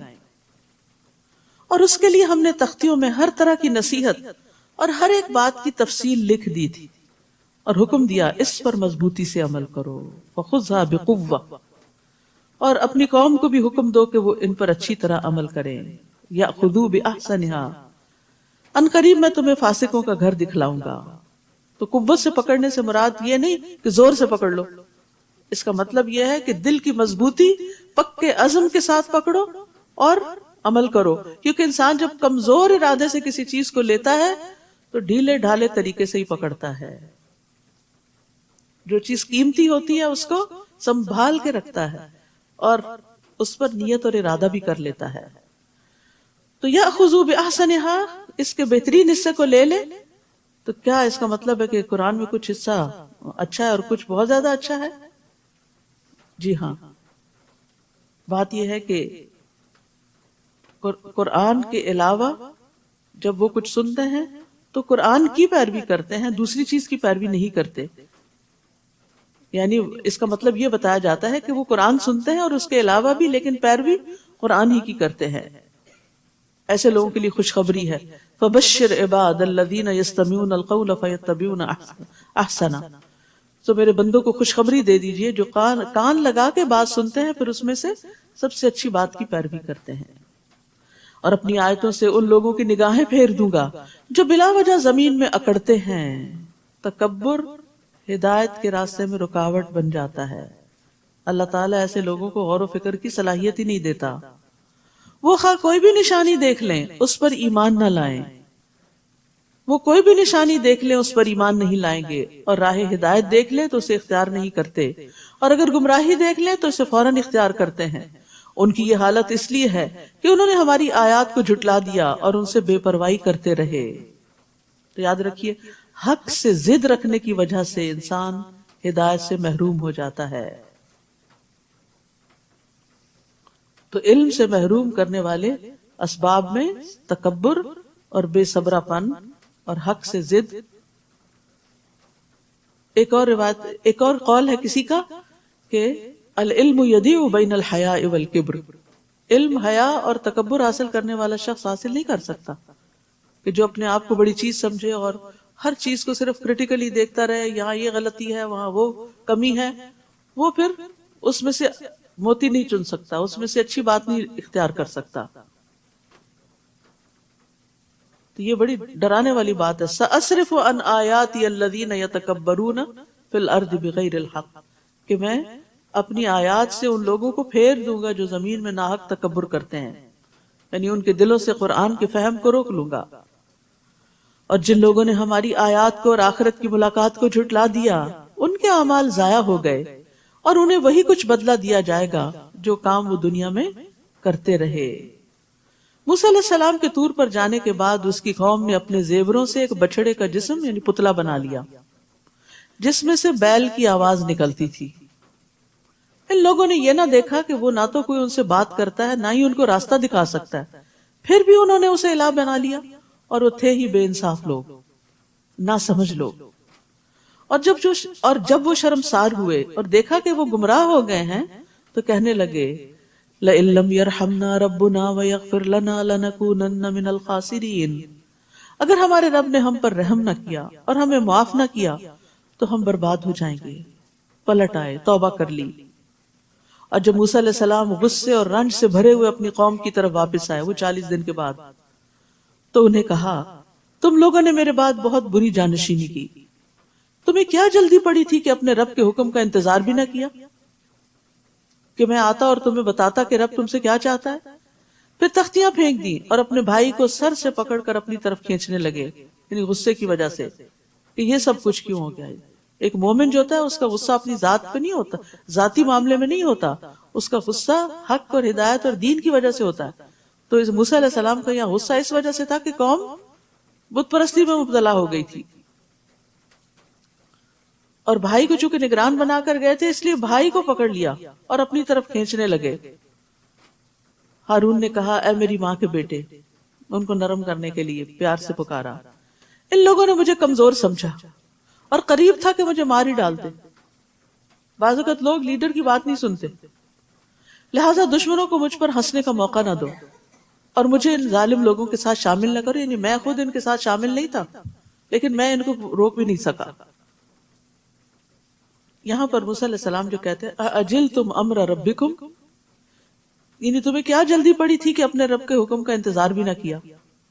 تو ایسی جلد بازی جو ہے، چاہے وہ کسی نیکی کے کام کے لیے ہو، وہ بعض اوقات انسان کو فتنے میں مبتلا کر دیتی ہے۔ اور جلدی کیا ہوتی ہے، عجلہ کیا ہوتی ہے؟ کسی چیز کا وقت آنے سے پہلے ہی اس کی طرف چلے جانا، اور یہ قابل مذمت ہوتا ہے۔ جیسے اذان ہوئی ہی نہیں، وقت داخل ہی ہو نماز کا، نماز شروع کر دی۔ اور سرعہ کا مطلب ہوتا ہے ایک چیز کو اس کے اول وقت میں جلدی کر لینا، یہ قابل تعریف ہے۔ سرعت قابل تعریف ہے، عجلت ناپسندیدہ ہے۔ حدیث میں آتا ہے تحمل مزاجی اللہ کی طرف سے ہے اور جلد بازی شیطان کی طرف سے۔ لیکن نیک کام کو اول وقت میں کرنا جلد بازی نہیں ہوتا، وہ سرعت ہوتا ہے۔ رسول اللہ صلی اللہ علیہ وسلم سے سوال کیا گیا اعمال میں سے کون سا عمل سب سے افضل ہے؟ آپ نے فرمایا نماز کو اس کے اول وقت پر ادا کرنا۔ تو نہ ہی جلد بازی اچھی ہے اور نہ ہی تاخیر اچھی ہے۔ اول وقت میں، مناسب وقت میں کام کو کرنا پسندیدہ ہے، اس کا اجر زیادہ ہے۔ جیسے جمعے کے دن جو لوگ مسجد آتے ہیں تو جو سب سے پہلے آتا ہے اس کو اتنا ثواب ملتا ہے جیسے اونٹ قربان کیا ہو۔ جو دوسری گھڑی میں آتا ہے گویا اس نے گائے قربان کی، تیسری گھڑی والے کو گویا سینگ والا دمبا قربان کیا، چوتھی گھڑی میں چلا تو گویا اس نے مرغی قربان کی، پانچویں گھڑی میں چلا تو گویا اس نے انڈا اللہ کی راہ میں دیا۔ پھر امام خطبے کے لیے نکل آتا تو فرشتے ذکر سننے میں مشغول ہوتے ہیں، وہ نام لکھنا چھوڑ دیتے ہیں۔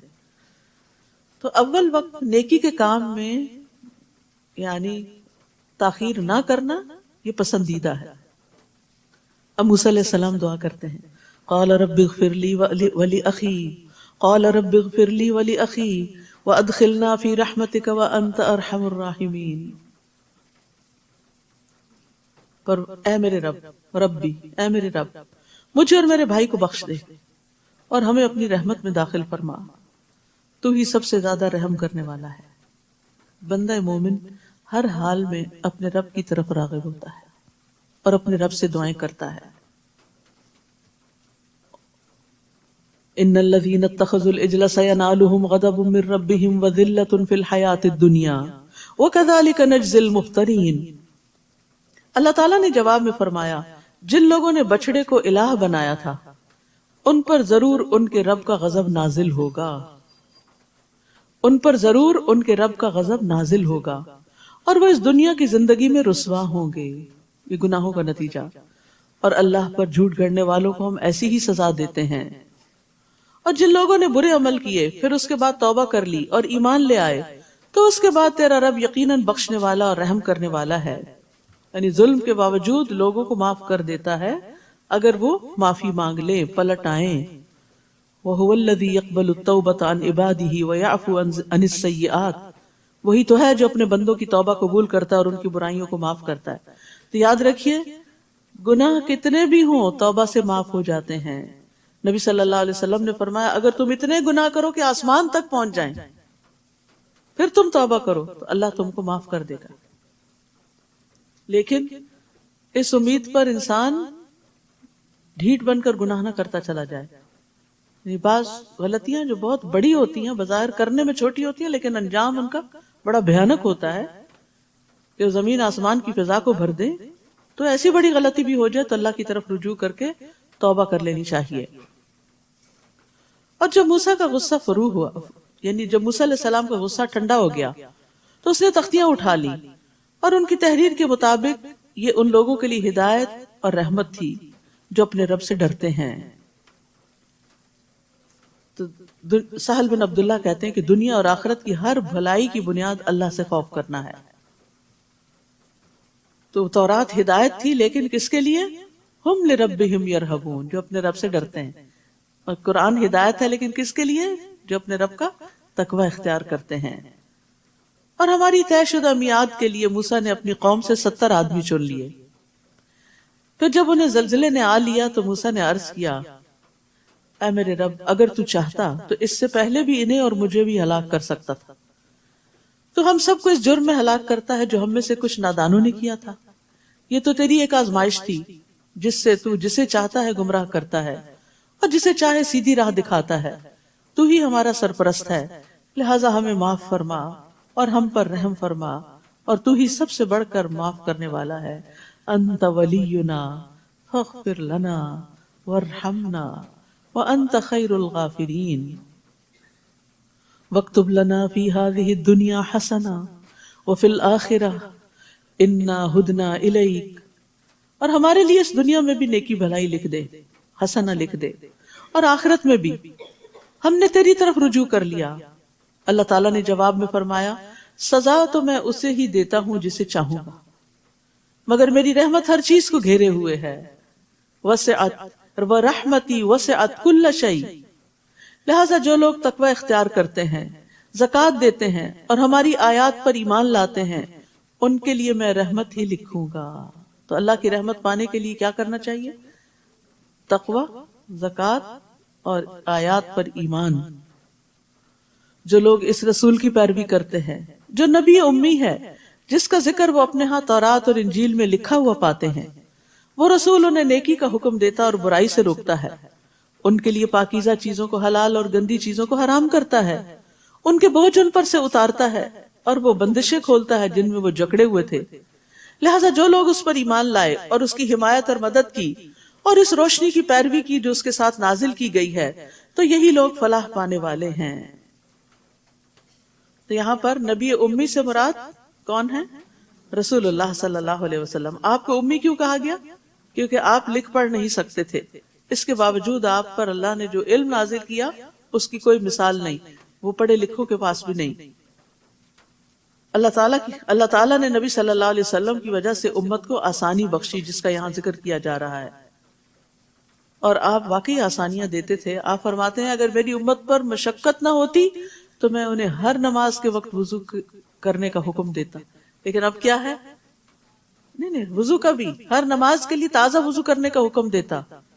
لیکن اللہ نے ایسا نہیں کیا، یعنی آسانی کی کہ اگر وضو ہے تو ایک نماز پڑھ لی تو دوسری بھی پڑھ سکتے ہو، نوافل بھی پڑھ سکتے ہو. کیونکہ بعض لوگ اس غلط فہمی کا شکار ہوتے ہیں کہ شاید ہر نماز کے لیے تازہ وضو کرنے کی ضرورت.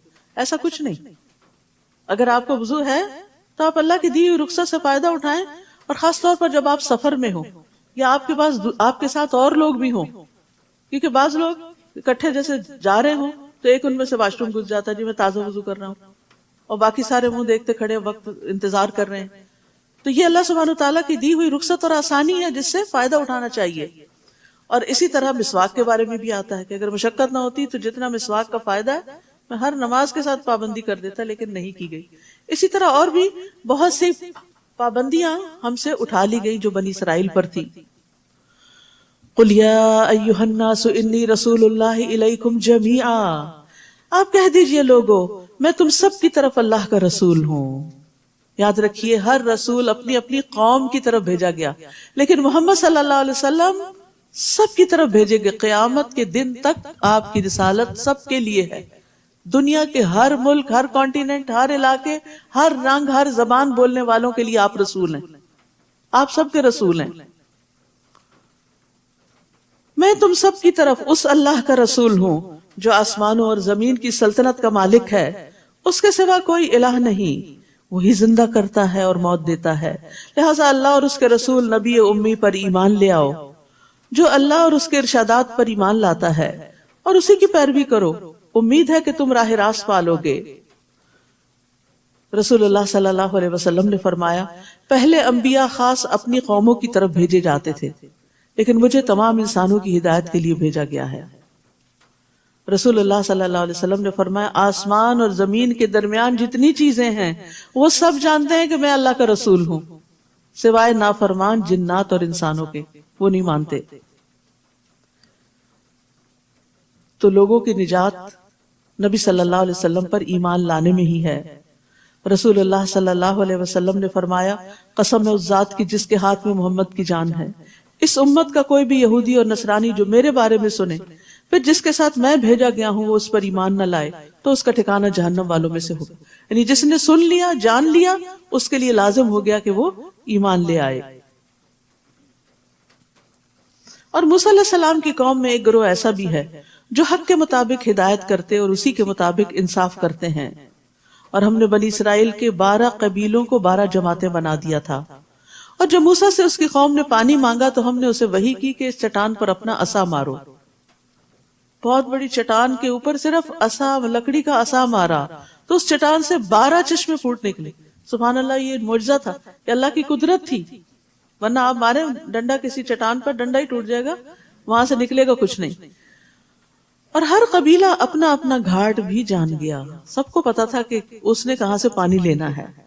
یہ تقسیم کار تھی، ورنہ پانی پر تو بہت جھگڑے ہو جایا کرتے ہیں کہ پہلے میری باری اور پہلے میری. نیز ہم نے ان پر بادل کا سایہ کیا اور ان پر من و سلوہ نازل کیا اور فرمایا یہ پاکیزہ چیزیں کھاؤ جو ہم نے تمہیں عطا کی ہیں. اور ان لوگوں نے ہمارا تو کچھ نہ بگاڑا بلکہ خود آپ ہی اپنے اوپر ظلم کر رہے تھے. یعنی جب انہوں نے شکر ادا نہ کیا، فرائض پر عمل نہیں کیا تو ان سے ہر خیر ختم ہوتی گئی. اور جب بنی اسرائیل سے کہا گیا تھا کہ اس بستی میں آباد ہو جاؤ اور جہاں سے جی چاہے کھاؤ اور دعا کرتے رہو کہ ہمیں معاف کر دے، حتتن، اور دروازے میں سجدہ کرتے ہوئے داخل ہونا، عاجزی سے داخل ہونا، تو ہم تمہاری خطائیں معاف کر دیں گے اور اچھے کام کرنے والوں کو زیادہ بھی دیں گے. یہ اللہ کا فضل ہوتا ہے، صرف غلطیاں معاف نہیں، انعام بھی ساتھ. مگر ان میں سے جو ظالم تھے انہوں نے وہ بات ہی بدل ڈالی جو ان سے کہی گئی تھی. پھر اس کے نتیجے میں ہم نے ان پر آسمان سے عذاب بھیج دیا کیونکہ وہ ظلم کیا کرتے تھے. یعنی جب اللہ اپنے بندے یا بندی پہ کوئی انعام فرماتا ہے اور وہ شکر ادا نہیں کرتا تو پھر وہ اس نعمت کو چھین لیتا ہے، چاہے وہ انسان کو پسند کرے، یعنی انسان اس کو پسند کرے یا نہ کرے، اور چاہے وہ کوئی بھی ہو، یعنی کسی بھی قسم کی نعمت ہو. تو ہمیں ہر نعمت پر اللہ کا شکر ادا کرنا چاہیے، چاہے ہمارے جسم کے اندر نعمتیں ہیں یا پھر مال یا اولاد یا صحت یا کوئی بھی چیز جو اللہ نے ہمیں دی. اور جو بھی جس طرح کی بھی راحت، آرام اور سکون اور فیسلٹیز آپ کو ملے اس پر اللہ کا شکر ادا کرتے چلے جائیں. لیکن افسوس یہ کہ ہم زیادہ دیر مشکلات کے بارے میں سوچتے ہیں اور کم وقت نعمتوں کے بارے میں سوچتے ہیں، حالانکہ مشکلات کے مقابلے میں نعمتیں بہت زیادہ ہیں، بہت زیادہ. وَاسْأَلْهُمْ عَنِ الْقَرْيَةِ الَّتِي كَانَتْ حَاضِرَةَ الْبَحْرِ، اور ان سے اس بستی کا حال بھی پوچھئے جو سمندر کے کنارے واقع تھی. وہ لوگ سبت یعنی ہفتے کے دن احکام الہی کی خلاف ورزی کرتے تھے، مچھلیاں پکڑتے تھے. ہفتے کے دن تو مچھلیاں بلند ہو کر پانی پر ظاہر ہوتی تھی اور ہفتے کے علاوہ باقی دنوں میں غائب رہتی تھی. اسی طرح ہم نے انہیں ان کی نافرمانیوں کی وجہ سے آزمائش میں ڈال رکھا تھا. تو اس سے کیا پتہ چلتا ہے کہ نافرمانیاں آزمائش لاتی ہیں. یہ قوم اللہ کے ساتھ چال بازی کر رہی تھی. اللہ نے ہفتے کے دن کام کرنے سے منع کیا، لیکن انہوں نے خود ساختہ ایک طریقہ نکال کے اپنا مقصد اور مطلب پورا کر لیا اور بظاہر یہ دکھایا کہ ہم اللہ کی فرما برداری کر رہے ہیں. اور وہ وقت بھی یاد کرو جب ان میں سے کچھ لوگوں نے دوسروں سے کہا تم ایسے لوگوں کو کیوں نصیحت کرتے ہو جنہیں اللہ ہلاک کرنے والا یا سخت سزا دینے والا ہے. تو انہوں نے جواب دیا اس لیے کہ ہم تمہارے رب کے ہاں معذرت کر سکیں اور اس لیے کہ شاید یہ بھی نافرمانی سے پرہیز کر سکیں. پھر جب انہوں نے اس نصیحت کو بالکل ہی فراموش کر دیا جو انہیں کی جا رہی تھی تو ہم نے ان لوگوں کو تو بچا لیا جو برائی سے روکتے تھے، اور ان لوگوں کو جو ظالم تھے ان کی نافرمانیوں کی وجہ سے بہت برے عذاب میں پکڑ لیا. پھر جب وہ سرکشی کرتے ہوئے وہی کام کرتے رہے جس سے انہیں منع کیا گیا تھا تو ہم نے انہیں حکم دیا کہ ذلیل و خوار بندر بن جاؤ. تو اس بستی میں 3 طرح کے لوگ تھے. ایک وہ جو مچھلیاں پکڑتے تھے، دوسرے جو نہیں پکڑتے تھے اور پکڑنے والوں کو منع بھی کرتے تھے، اور تیسرے جو ان سے کنارہ کش تھے، خود نہیں پکڑتے تھے لیکن منع نہیں کرتے تھے. تو بچایا کن لوگوں کو گیا؟ جنہوں نے مچھلیاں خود بھی نہیں پکڑی اور دوسروں کو بھی منع کیا گیا، اور دوسروں کو بھی منع کیا. تو اس سے یہ پتہ چلتا ہے کہ برائی سے روکنا اللہ کے عذاب سے عافیت کا سبب بنتا ہے، ورنہ انسان اسی میں خود بھی ملوث ہو جاتا ہے اور اللہ کی ناراضگی مول لیتا ہے. اور یاد کرو جب تمہارے رب نے یہ اعلان کیا کہ وہ قیامت کے دن تک بنی اسرائیل پر ایسے لوگ مسلط کرتا رہے گا جو انہیں بدترین عذاب دیتے رہیں، بلا شبہ آپ کا رب مقرر وقت آ جانے کے بعد عذاب دینے میں دیر نہیں کرتا، اور بلا شبہ وہ بخشنے والا اور مہربان بھی ہے، اور بلا شبہ وہ بخشنے والا اور مہربان بھی ہے. اور ہم نے انہیں ٹکڑے ٹکڑے کر کے زمین میں کئی گروہوں میں تقسیم کر دیا، ان میں سے کچھ تو نیک لوگ ہیں اور دوسرے ان سے مختلف ہیں، اور ہم انہیں اچھے اور برے حالات سے آزماتے رہے کہ شاید وہ اللہ کی طرف پلٹ آئیں. یعنی دونوں طرح کی آزمائشیں دراصل انسان کو اللہ کی طرف لانے کا سبب بنتی ہیں اگر اس کے اندر حق کی طلب ہو. پھر ان کے بعد ناخلف لوگ زمین کے جانشین ہوئے جو کتاب کے وارث بن کر اسی دنیا کی زندگی کا مال سمیٹنے لگے. یعنی پہلی قوم کے بعد، پہلے لوگوں کے بعد میں آنے والے بدترین جانشین تھے، جن کا جرم کیا تھا کہ وہ کتاب کے ذریعے زندگی کا سامان اور مال سمیٹتے اور کہتے کہ ہمیں معاف کر دیا جائے گا، اور اگر ویسا ہی دنیا کا مال پھر ان کے سامنے آئے تو اسے پھر لے لیتے ہیں. کیا ان سے یہ کتاب میں عہد نہیں لیا گیا تھا کہ وہ حق بات کے سوا اللہ سے کوئی بات منسوب نہ کریں گے؟ تو اصل میں اشارہ اس بات کی طرف کہ انہوں نے غلط فتوے دے کر لوگوں سے مال لیا، رشوتیں لی، اور یہ بات وہ پڑھتے بھی رہے اور جو کتاب میں مذکور تھی، اور آخرت کا گھر تو اللہ سے ڈرنے والوں ہی کے لیے بہتر ہے. کیا تمہیں اتنی بھی سمجھ نہیں؟ افلا تعقلون، کیا تم عقل سے کام نہیں لیتے؟ اور جو لوگ اللہ کی کتاب کو مضبوطی سے پکڑتے ہیں اور نماز قائم کرتے ہیں تو یقیناً ہم ایسے نیک کردار لوگوں کا اجر ضائع نہیں کرتے. یمسکون بالکتاب، کتاب کو تھام لینا. اور تھام لینے کا مطلب کیا ہے؟ بس لے لینا اور اس کو بار بار پڑھتے رہنا، اس سے فائدہ اٹھاتے رہنا، اور اس میں اس کو پڑھنے کے بعد سب سے عام ترین چیز کیا ہے؟ نمازوں کا قیام، اپنی نمازیں درست کرنا. تو ایسے ہی لوگ اللہ کے ہاں مصلح قرار پاتے ہیں اور اللہ ان کا اجر ضائع نہیں کرتا. اور وہ وقت یاد کرو جب ہم نے ان پر پہاڑ کو اس طرح لا کھڑا کیا تھا گویا وہ سائبان تھا، اور انہیں یقین ہو چلا تھا کہ وہ ان پر ابھی گرنے والا ہے. اس وقت ہم نے انہیں حکم دیا کہ جو کتاب ہم نے تمہیں دی ہے اسے مضبوطی کے ساتھ پکڑو، اور جو کچھ اس میں لکھا ہے اسے یاد رکھو تاکہ تم پرہیزگار بن سکو، متقی بن جاؤ. اور وہ وقت بھی یاد کرو جب آپ کے رب نے بنی آدم کی پشتوں سے ان کی اولاد کو نکالا اور انہیں خود اپنے اوپر گواہ بنا کر پوچھا، کیا میں تمہارا رب نہیں؟ الست بربکم، وہ ارواح کہنے لگی کیوں نہیں، ہم یہ گواہی دیتے ہیں، اور یہ اس لیے کیا کہ قیامت کے دن تم نہ کہنے لگو کہ ہم اس بات سے بالکل بے خبر تھے. یہاں ایک بڑے اہم واقعے کی طرف اشارہ ہے جس کا ذکر کتاب اللہ سے ہی ہمیں ملتا ہے، اور ایک بہت قیمتی معلومات میں اضافہ ہوتا ہے. وہ کیا کہ قیامت تک دنیا میں جتنی بھی روحیں آنے والی تھی ان کو اللہ سبحانہ تعالیٰ نے اکٹھے پیدا کر دیا آدم علیہ السلام کی پشت سے، اور پھر ان سے خود خطاب کیا، الست بربکم، کیا میں تمہارا رب نہیں؟ تو سب روحوں نے اپنے رب کو پہچان لیا اور کہا کیوں نہیں، بلا. اور پھر کیا کہا؟ ہم یہ گواہی دیتے ہیں کہ آپ ہمارے رب ہیں. تو اللہ تعالیٰ نے انہیں بتایا کہ یہ اس لیے گواہی لے رہا ہوں تم سے، اس لیے یاد دہانی کرا رہا ہوں کہ قیامت کے دن تم یہ نہ کہو کہ ہمیں تو پتہ ہی نہیں تھا کہ ہمارا کوئی رب ہے. اور یاد رکھیے کہ اس بات کو انسان کے اندر اس کے لاشعور میں ڈال دیا گیا. اسی لیے جن کا شعور کچھ بھی کام کرتا ہے جب وہ حق کو دیکھتے تو اپنے رب کو پہچان جاتے، انہیں رب کو پہچاننے میں دیر نہیں لگتی.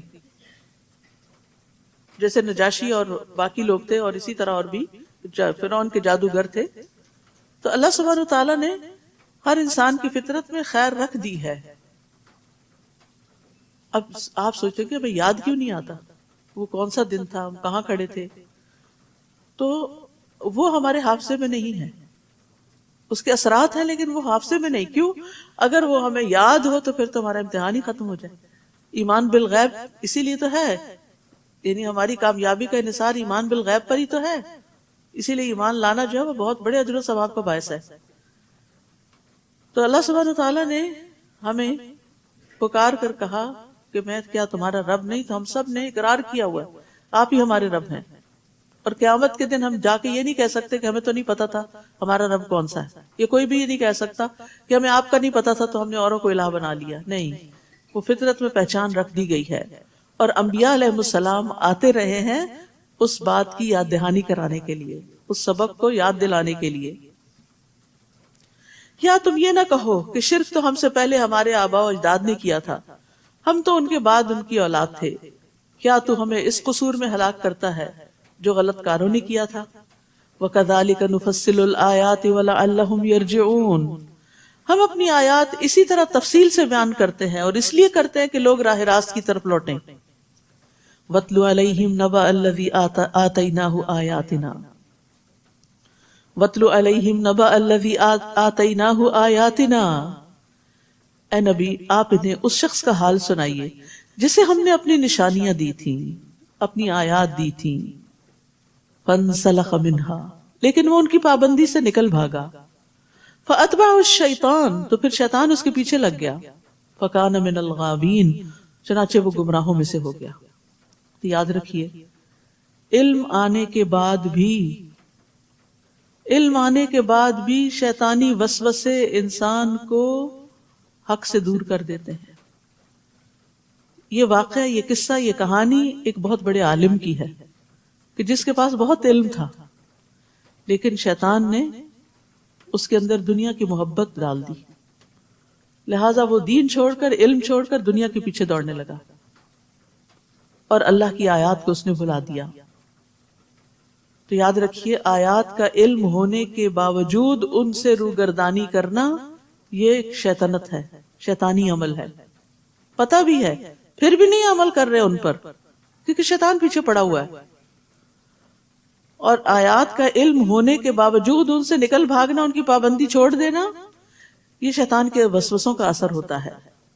تو انسان جب شیطان کے وسوسے کی اطاعت کرتا ہے تو شیطان اس کو کنٹرول کر لیتا ہے، پھر اس کی باگیں اپنے ہاتھ میں لے لیتا ہے، اس کو اپنے تابع کر لیتا ہے، اس کو پھر مزید گمراہ کرتا ہے اور اس پر حملہ آور ہوتا ہے اور اس کو اپنی پسند کے رستوں پہ لے جاتا ہے.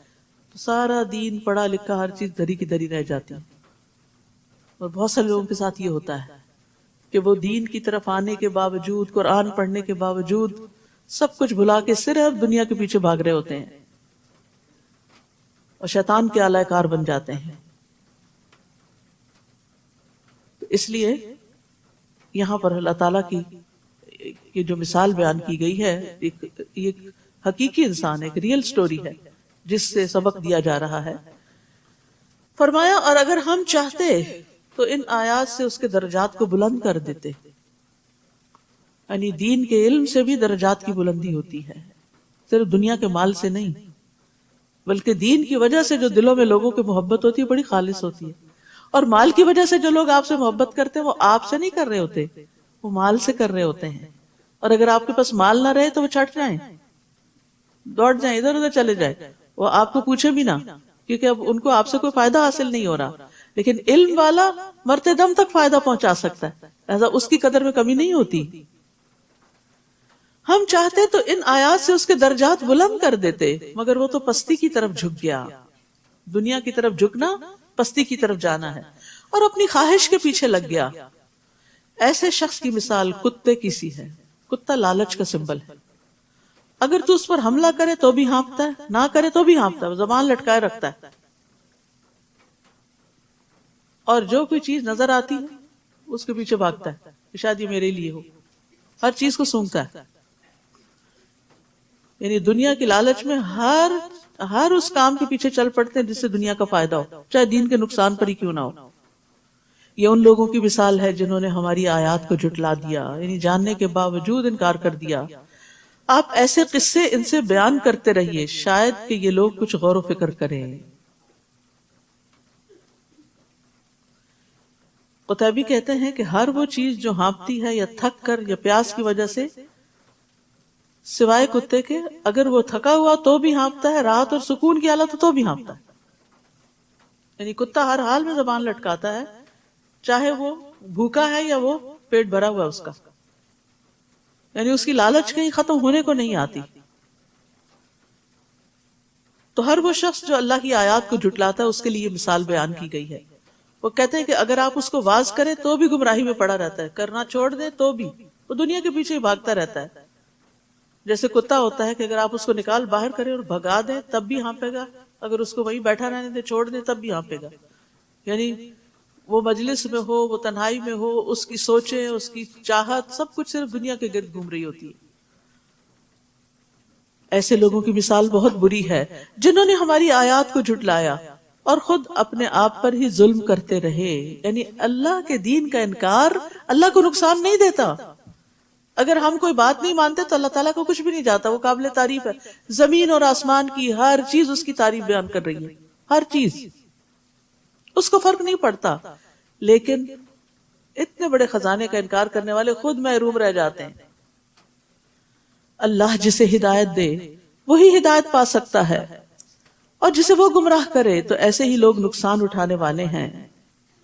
وَلَقَدْ ذَرَأْنَا لِجَهَنَّمَ كَثِيرًا مِنَ الْجِنِّ وَالْإِنسِ لَهُمْ قُلُوبٌ لَا يَفْقَهُونَ بِهَا وَلَهُمْ أَعْيُنٌ لَا يُبْصِرُونَ بِهَا وَلَهُمْ آذَانٌ لَا يَسْمَعُونَ بِهَا أُولَئِكَ كَالْأَنْعَامِ بَلْ هُمْ أَضَلُّ أُولَئِكَ هُمُ الْغَافِلُونَ.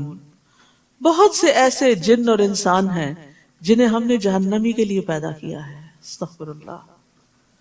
ان کے دل تو ہیں مگر ان سے حق کو نہیں سمجھتے. دل ہے، حق نہیں ہے ان کے اندر، حق کو سمجھنے کی کوشش نہیں کرتے. آنکھیں ہیں لیکن ان سے دیکھتے نہیں، یعنی کائنات کی نشانیوں سے اپنے رب کو نہیں پہچانتے. کان ہے، اس سے سنتے نہیں، سچ بات سننے کے لیے، اللہ کا کلام سننے کے لیے ان کے پاس توفیق نہیں. ایسے لوگ چوپایوں کی طرح ہیں، انعام کی طرح ہیں، بلکہ ان سے بھی گئے گزرے، اور یہی لوگ غفلت میں پڑے ہوئے ہیں. یعنی غافل اس لیے کہ وہ اجر و ثواب کی طرف ہدایت نہیں پاتے. جانوروں کی طرح اس لیے کہ ان کا مقصد صرف کھانا پینا ہے، بلکہ ان سے بھی زیادہ بہکے ہوئے، کیونکہ جانور بھی فائدے اور نقصانات کو دیکھ لیتے ہیں اور اپنے مالک کی پیروی کرتے ہیں، لیکن یہ لوگ جانوروں سے بھی بدتر ہو گئے. تو یہاں پر دراصل ان لوگوں کو سکولڈ کیا جا رہا ہے کہ جو عقل، سمجھ، آنکھیں، کان، نگاہیں رکھتے ہوئے حق کو نہیں پا سکتے، ان کو حق کے لیے استعمال نہیں کرتے. ان سب آرگنز کو یا ان سب صلاحیتوں کو خواہشات کی پیروی کے لیے تابع کر رکھا ہے. یہ صرف خواہشات کی پیروی پہ استعمال ہو رہے ہیں. وَلِلَّهِ الْأَسْمَاءُ الْحُسْنَى فَادْعُوهُ بِهَا. اللہ کے اچھے اچھے نام ہیں، انہی ناموں سے اسے پکارا کرو، اور انہیں چھوڑ دو جو اس کے ناموں میں کجروی اختیار کرتے ہیں. جو کچھ وہ کرتے ہیں جلد ہی انہیں اس کا بدلہ مل جائے گا. اللہ نے اپنے ناموں کو اچھا نام کہا ہے کیونکہ یہ سننے میں بھی اچھے. جب آپ اللہ کے نام اکٹھے سنتے ہیں تو دل کو بہت اچھے لگتے ہیں، دلوں کو بھی اچھے لگتے ہیں، اور پھر بولنے میں بھی اچھے لگتے ہیں. معنی بھی بہت اچھا ہے اور اس کے فائدے بھی بہت اچھے ہیں اس کے ساتھ اس کو پکارنے کے. تو مانگی جانے والی چیز کی مناسبت سے اللہ کو پکارنا چاہیے، یعنی اللہ کے اس نام کا ذکر کر کے اس سے وہ چیز مانگنی چاہیے جو آپ کی ضرورت ہے. جیسے آپ کہیں اے رحیم تو رحم فرما، اے فیصلہ کرنے والے تو میرے لیے فیصلہ کر دے، اے رحمان تو مجھ پر رحمت فرما. یعنی اللہ کے اے رازق، اے رزاق تو مجھے رزق وافر عطا فرما. اگر کوئی چیز یعنی کہ کوئی رستے بند ہو گئے ہوں، یا فتاح میرے لیے خیر کے رستے کھول دے. یعنی اس نام اور کام کی مناسبت سے اگر اللہ کے نام لے کے پکارے تو انشاءاللہ دعائیں قبول ہوں گی. رسول اللہ صلی اللہ علیہ وسلم نے فرمایا اللہ کے 99 نیمز ہیں، یعنی 1 کم 100. جو شخص ان سب کو محفوظ رکھے گا وہ جنت میں جائے گا. احصاها کا لفظ آیا ہے، جو ان کو شمار کرے گا، یعنی جو ان کو اچھے طریقے سے پڑھے گا اور ادا کرنے کی قدرت رکھے گا. اور اس کے ساتھ ساتھ اللہ کی حدود کی حفاظت کرے گا، ان کے معنی کو سمجھے گا، ان پر ایمان لے آئے گا، تو اس کے لیے یہ جنت میں جانے کا ذریعہ ہے۔ اور جو لوگ اللہ کے ناموں میں الحاد کریں، اللہ سبحانہ تعالیٰ کے ناموں کو یعنی چھوڑ کر خود ساختہ، یعنی اللہ سبحانہ تعالیٰ کے وہ نام جو قرآن و سنت میں ہیں ان کو چھوڑ کر خود ساختہ نام بنا لیں، تو یہ الحاد ہوتا ہے۔ تو جو لوگ الحاد کرتے ہیں ان کی سزا بھی بتائی گئی کہ آپ فرمایا آپ ان کو چھوڑ دیں، ان کے پیچھے نہ چلے، اور پھر عنقریب وہ اپنے کیے کا بدلہ پائیں گے۔ اور ہماری مخلوق میں سے ایک گروہ ایسا بھی ہے جو حق کی طرف رہنمائی کرتے ہیں اور اسی کے مطابق انصاف کرتے ہیں، اللہ نے ان کی تعریف فرمائی ہے۔ اور جن لوگوں نے ہماری آیات کو جھٹلایا انہیں ہم اسی طرح بے تدریج تباہی کی طرف لے جائیں گے، ہم انہیں اس طرح بتدریج تباہی کی طرف لے جائیں گے کہ انہیں خبر تک نہ ہوگی۔ استدراج کل بھی کہتے ہیں، اس کا مطلب ہے شیطان ان کے لیے اعمال مزین کر دیتا ہے اور ان کو پھر ہلاکت تک پہنچا دیتا ہے۔ ضحاک کہتے ہیں استدراج کا مطلب ہے کہ وہ جب کوئی نئی نافرمانی کرتے ہیں تو ہم ان کو کوئی نئی نعمت دے دیتے ہیں، ڈھیل دے دیتے ہیں۔ سفیان ثوری کہتے ہیں ہم ان کو نعمتوں میں فراخی اور وسعت عطا کرتے ہیں اور ان کو شکر ادا کرنا بھلا دیتے ہیں۔ تو جو لوگ آیات کا انکار کریں، اللہ کا انکار کریں، اس کے دین، اس کی کتاب کا انکار کریں، پھر اللہ سبحانہ وتعالیٰ ان کو اپنا آپ بھی بلوا دیتا ہے۔ وَأُمْلِي لَهُمْ إِنَّ كَيْدِي مَتِينٌ، اور میں انہیں ڈھیل دے رہا ہوں، یقیناً میری تدبیر کا کوئی توڑ نہیں۔ کیا انہوں نے کبھی نہیں سوچا کہ ان کے ساتھی محمد صلی اللہ علیہ وسلم کو کوئی جنون نہیں؟ وہ تو محض ایک کھلے ڈرانے والے ہیں۔ کیا انہوں نے آسمان اور زمین کی حکومت اور جو چیز بھی اللہ نے پیدا کی ہے ان میں کبھی غور نہیں کیا؟ اور کیا یہ بھی نہیں سوچا کہ شاید ان کی زندگی کی مدت قریب آ لگی ہو، ختم ہو رہی ہو؟ تو پیغمبر کی اس تنبیہ کے بعد اور کون سی بات ہوگی جس پر یہ ایمان لائیں گے؟ جسے اللہ گمراہ کر دے اسے کوئی ہدایت دینے والا نہیں، اور وہ انہیں ان کی سرکشی میں چھوڑ رہا کہ سر ٹکراتے پھریں۔ لوگ آپ سے پوچھتے ہیں کہ قیامت کب قائم ہوگی؟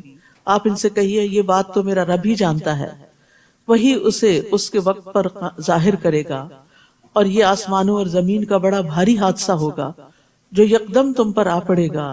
یعنی قیامت کا آنا زمین پر سب سے بڑا حادثہ ہے۔ لوگ آپ سے یوں پوچھتے ہیں جیسے آپ ہر وقت اس کی ٹو میں لگے ہوئے ہوں، یعنی قیامت ہی کے بارے میں سوچتے رہیں۔ ان سے کہیے اس کا علم تو اللہ ہی کو ہے، مگر اکثر لوگ اس حقیقت کو نہیں جانتے۔ قُلْ لَا أَمْلِكُ لِنَفْسِي نَفْعًا وَلَا ضَرًّا إِلَّا مَا شَاءَ اللَّهُ، آپ کہہ دیجئے مجھے تو خود اپنے آپ کو بھی نفع یا نقصان پہنچانے کا اختیار نہیں۔ کس کو کہا جا رہا ہے؟ نبی صلی اللہ علیہ وسلم کو۔ نفع نقصان کا اصل مالک کون ہے؟ صرف اللہ۔ نبی صلی اللہ علیہ وسلم کے پاس بھی اختیار نہیں۔ آپ سے جو نفع انسانوں کو پہنچا وہ وہی ہے جو اللہ نے ان کو دیا، لیکن الٹیمیٹ نفع نقصان کا مالک صرف اور صرف اللہ تعالیٰ ہے۔ اور بندوں سے بھی بندوں کو جو نفع پہنچتا ہے نا اس کا بھی اللہ اذن دے تو پہنچتا ہے۔ اللہ ہی جو کچھ چاہتا ہے وہ ہوتا ہے۔ اور اگر میں غیب جانتا ہوتا، یہ پیغمبر کہہ رہے ہیں نبی صلی اللہ علیہ وسلم، اگر میں غیب جانتا ہوتا تو بہت سی بھلائیاں حاصل کر لیتا، مجھے کبھی کوئی تکلیف نہ پہنچتی، پہلے سے ہی بندوبست کر لے، سد باب کر لیتا۔ میں تو محض ایک ڈرانے والا اور بشارت دینے والا ہوں ان لوگوں کے لیے جو ایمان لے آئیں۔ وہی تو ہے جس نے تمہیں ایک جان سے پیدا کیا اور اس سے اس کی بیوی بنائی تاکہ اس کے ہاں سکون حاصل کرے۔ تو ایک عورت کا جو اہم ترین رول ہے زندگی میں وہ ہے شوہر کے لیے باعث سکون ہونا۔ یہ اس کی بہت بڑی عبادت ہے تاکہ وہ باہر کے بڑے بڑے کام کر سکے۔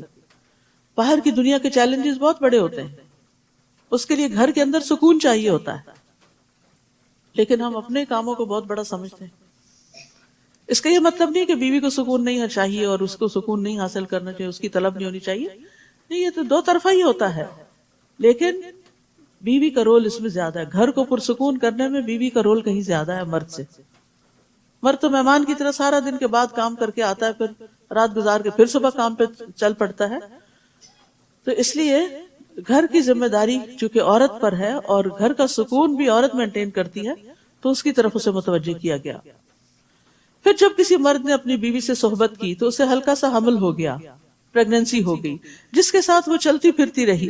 پھر جب وہ بوجھل ہو گئی یعنی آخری مہینوں میں، تو دونوں اپنے رب سے دعا کرنے لگے کہ اگر تو ہمیں تندرست بچہ عطا کرے تو یقیناً ہم شکر کرنے والوں میں سے ہوں گے. پھر جب اللہ نے انہیں تندرست لڑکا دے دیا تو وہ اللہ کی بخشش میں دوسروں کو شریک بنانے لگے، جبکہ اللہ ایسی چیزوں سے بلند تر ہے جو یہ لوگ شریک ٹھہراتے ہیں. ایشرکون ما لا یخلق شیئا وہم یخلقون، کیا وہ ایسی چیزوں کو شریک ٹھہراتے ہیں جن کا کسی چیز کو پیدا کرنا تو درکنار ہو، خود پیدا کیے جاتے ہیں. یعنی اگر انسان کو ہی شریک ٹھہراتے ہیں تو انسان تو خود پیدا کیا جاتا ہے، تو اللہ کے برابر کیسے ہو سکتا ہے؟ بنانے والا اور بننے والا ایک تھوڑی ہوتے ہیں. فَلَا يَسْتَطِيعُونَ لَهُمْ نَصْرًا وَلَا أَنفُسَهُمْ يَنصُرُونَ، وہ نہ تو ان کی مدد کر سکتے ہیں اور نہ ہی اپنی مدد کر سکتے ہیں. یعنی جن ہستیوں کو بھی، جن چیزوں کو بھی، جن پتھروں یا لکڑی کے بنائے ہوئے بتوں کو لوگ حاجت روا اور مشکل کشا سمجھتے ہیں، تو یہ دراصل اپنے آپ کو ہی دھوکہ دے رہے ہیں.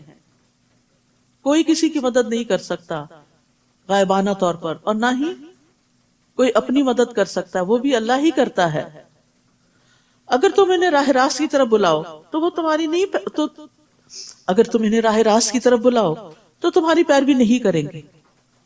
تم انہیں بلاؤ یا خاموش رہو، تمہارے لیے ایک ہی بات ہے. جن لوگوں کو تم اللہ کے سوا پکارتے ہو وہ تمہاری طرح کے بندے ہیں. اگر تم اپنے دعوے میں سچے ہو تو ضروری ہے کہ جب انہیں پکارو تو وہ تمہیں اس کا جواب دیں. الہم رجل یمشون بہا ام لہم ایدی یبطشون بہا ام لہم اعین یبصرون بہا ام لہم آذان یسمعون بہا قل ادعوا شرکاءکم ثم کیدون فلا تنظرون. کیا ان کے پاؤں ہیں جن سے وہ چلتے ہیں؟ جن کو یہ پکارتے ہیں، جو بت کھڑے کیے ہوئے انہوں نے جگہ جگہ اور ان سے مرادیں مانتے ہیں اور دعائیں کرتے ہیں، یہ بتائیں کہ کیا وہ کہیں چلتے پھرتے بھی ہیں یا بس کھڑے ہی رہتے ہیں ایک جگہ پر؟ یا ان کے ہاتھ میں ہیں جن سے وہ پکڑتے ہوں، یا ان کی آنکھیں ہیں جن سے دیکھتے ہوں، یا ان کے کان ہیں جن سے سنتے ہوں؟ آپ ان سے کہیے کہ اپنے سارے شریکوں کو بلاؤ اور میرا جو کچھ بگاڑ سکتے ہو بگاڑو اور مجھے مہلت بھی نہ دو. تو یہاں پر اللہ سبحانہ وتعالیٰ نے پاؤں، ہاتھ، آنکھوں اور کانوں کا خاص ذکر کیا ہے، کیونکہ یہ ہدایت حاصل کرنے کے خاص ذرائع ہیں. علم کے حصول کے لیے، کوشش کرنے کے لیے، دوسروں کی مدد کرنے کے لیے. تو اس لیے کہا کہ غیر اللہ کے پاس تو یہ ساری فیکلٹیز ہی نہیں ہیں، تو وہ تمہاری مدد کہاں سے کریں گے؟ ان ولی اللہ الذی نزل الکتاب وہو یتولی الصالحین، میرا تو سرپرست وہ اللہ ہے جس نے یہ کتاب نازل کی اور وہی نیک آدمیوں کی سرپرستی فرماتا ہے. اگر آپ چاہتے ہیں کہ اللہ آپ کا سرپرست ہو جائے، آپ کے سارے کاموں کو سنوار دے، تو اللہ سے دوستی کریں، اللہ کے قریب کرنے والے اعمال اختیار کریں. اور یہاں وعدہ کیا جا رہا ہے وَهُوَ يَتَوَلَّى الصَّالِحِينَ، اور جنہیں تم اللہ کے سوا پکارتے ہو وہ تمہاری کیا مدد کریں گے؟ وہ تو اپنی مدد بھی نہیں کر سکتے. تو یہ اللہ کی دی ہوئی رہنمائی ہے نا کہ کہاں سے مدد ملے گی اور کہاں سے نہیں ملے گی. وَإِن تَدْعُوهُمْ إِلَى الْهُدَى لَا يَسْمَعُوا، بلکہ اگر تم انہیں ہدایت کی طرف بلاؤ تو وہ تمہاری بات سن بھی نہیں سکتے. تمہیں ایسا نظر آتا کہ وہ تمہاری طرف دیکھ رہے ہیں، حالانکہ فی الواقع کچھ بھی نہیں دیکھتے. خُذِ الْعَفْوَ وَأْمُرْ بِالْعُرْفِ وَأَعْرِضْ عَنِ الْجَاهِلِينَ، اے نبی صلی اللہ علیہ وسلم درگزر کرنے کا رویہ اختیار کیجئے، معروف کاموں کا حکم دیجئے اور جاہلوں سے کنارہ کشی اختیار کیجئے. تو ہمارے دین نے ہمیں کیا سکھایا کہ ہم جاہلوں سے اعراض برتا کریں. اب یہاں اس کا تعلق خذ العفو وامر بالعرف سے کیوں ہے؟ کیونکہ جب انسان نیکی کا کام کرنے جاتا ہے، کسی کو برائی سے روکتا ہے، کوئی نیکی تعلیم دیتا ہے، تو پھر کیا ہوتا ہے؟ لوگ اس سے الجھ پڑتے ہیں، کیونکہ وہ سمجھتے نہیں ہوتا کہ آپ کا کاز کیا، آپ کیا چاہتے ہیں. اور آپ میں سے بہت سے لوگوں کو اس کا اتفاق ہوا ہوگا کہ گھر پہ بات کی کوئی اچھی، یا کسی گیدرنگ میں کی، یا کسی خاص طور پر کسی موقع پہ کی، تو کوئی نہ کوئی پیچھے پڑ گیا. اپنے گھر کو دیکھو، اپنے آپ کو دیکھو، ابھی ہم کہاں اس قابل ہوئے، وغیرہ وغیرہ. تو یہاں پر پہلے فرما دیا خذ العفو، جو بھی کوئی کہے گا اس کو معاف کرتے جانا، پیچھے نہیں پڑنا اس کے، اور نیکی کا کام بتاتے رہیں. وَأْمُرْ بِالْعُرْفِ، اور تیسری چیز وَأَعْرِضْ عَنِ الْجَاهِلِينَ، جاہلوں سے اعراض برتے. اوینا جب عمر رضی اللہ عنہ کے پاس گئے تو کہنے لگے اے خطاب کے بیٹے، بس اللہ کی قسم نہ تو تم انصاف کرتے ہو، نہ ہمارے ساتھ کچھ سخاوت سے پیش آتے ہو، ہمیں کچھ دیتے بھی نہیں. تو عمر رضی اللہ عنہ یہ سن کر غصے ہوئے اور قریب تھا کہ اسے مارے. اس وقت حر نے ان سے کہا اے امیر المومنین، اللہ تعالیٰ نے اپنے نبی سے فرمایا ہے خذ العفو وأمر بالعرف وأعرض عن الجاہلین، بے شک یہ بھی جاہلوں میں سے ہے. اللہ کی قسم جب حر نے قرآن مجید کی تلاوت کی تو عمر رضی اللہ عنہ وہیں رک گئے، اور آپ اللہ کی کتاب کے سامنے گردن جھکا دینے والے تھے. اللہ کا حکم آگے، بس اس سے آگے مجھے نہیں بڑھنا. وَإِمَّا يَنزَغَنَّكَ مِنَ الشَّيْطَانِ نَزْغٌ فَاسْتَعِذْ بِاللَّهِ إِنَّهُ سَمِيعٌ عَلِيمٌ، اور اگر کبھی شیطان آپ کو اکسائے تو اللہ سے پناہ مانگیے، وہ سب کچھ سننے اور جاننے والا ہے. یعنی حق کے بارے میں اگر کوئی وسوسہ پیدا ہو جائے دل میں، تو میرے خیال ہے سب کو ہی کوئی نہ کوئی ایسا ایکسپیرینس ہوا ہوگا کہ اللہ تعالیٰ کے بارے میں، دین کے کسی حکم کے بارے میں، نبی صلی اللہ علیہ وسلم کے بارے میں شیطان نے کوئی نہ کوئی نیگیٹیوٹی ڈالی، تو اس وجہ سے پھر کیا کرو اس کا مقابلہ کرنے کے لیے؟ شک میں نہ رہو، نافرمانی نہ کرو، غصے میں نہ رہو، اریٹیٹڈ مت ہو. جب یہ چیزیں ظاہر ہوں تو شیطان کے شر سے پناہ مانگو، شیطان کے شر سے پناہ مانگو، شیطانی نزغ سے، کہ یا اللہ یہ میرا خیال نہیں، یہ میں نہیں ایسے سوچتا، تجھے پتا ہے کہ یہ اچانک ہی میرے دل میں یہ بات ڈال دی گئی ہے، میں تیری طرف رجوع کرتا ہوں. یاد رکھیے کہ ایاک نستعین میں وسوسوں سے بچنے کی دعائیں بھی موجود ہیں، اور پڑھیے بہت فائدہ دیتی ہیں. کچھ لوگ اپنے آپ سے تنگ آ جاتے ہیں وسوسوں کی وجہ سے کہ ہم کریں تو کریں کیا. بہترین علاج ہے وہ وسوسوں کا، قرآنی آیات ہیں اس میں، مختصر سا ہے.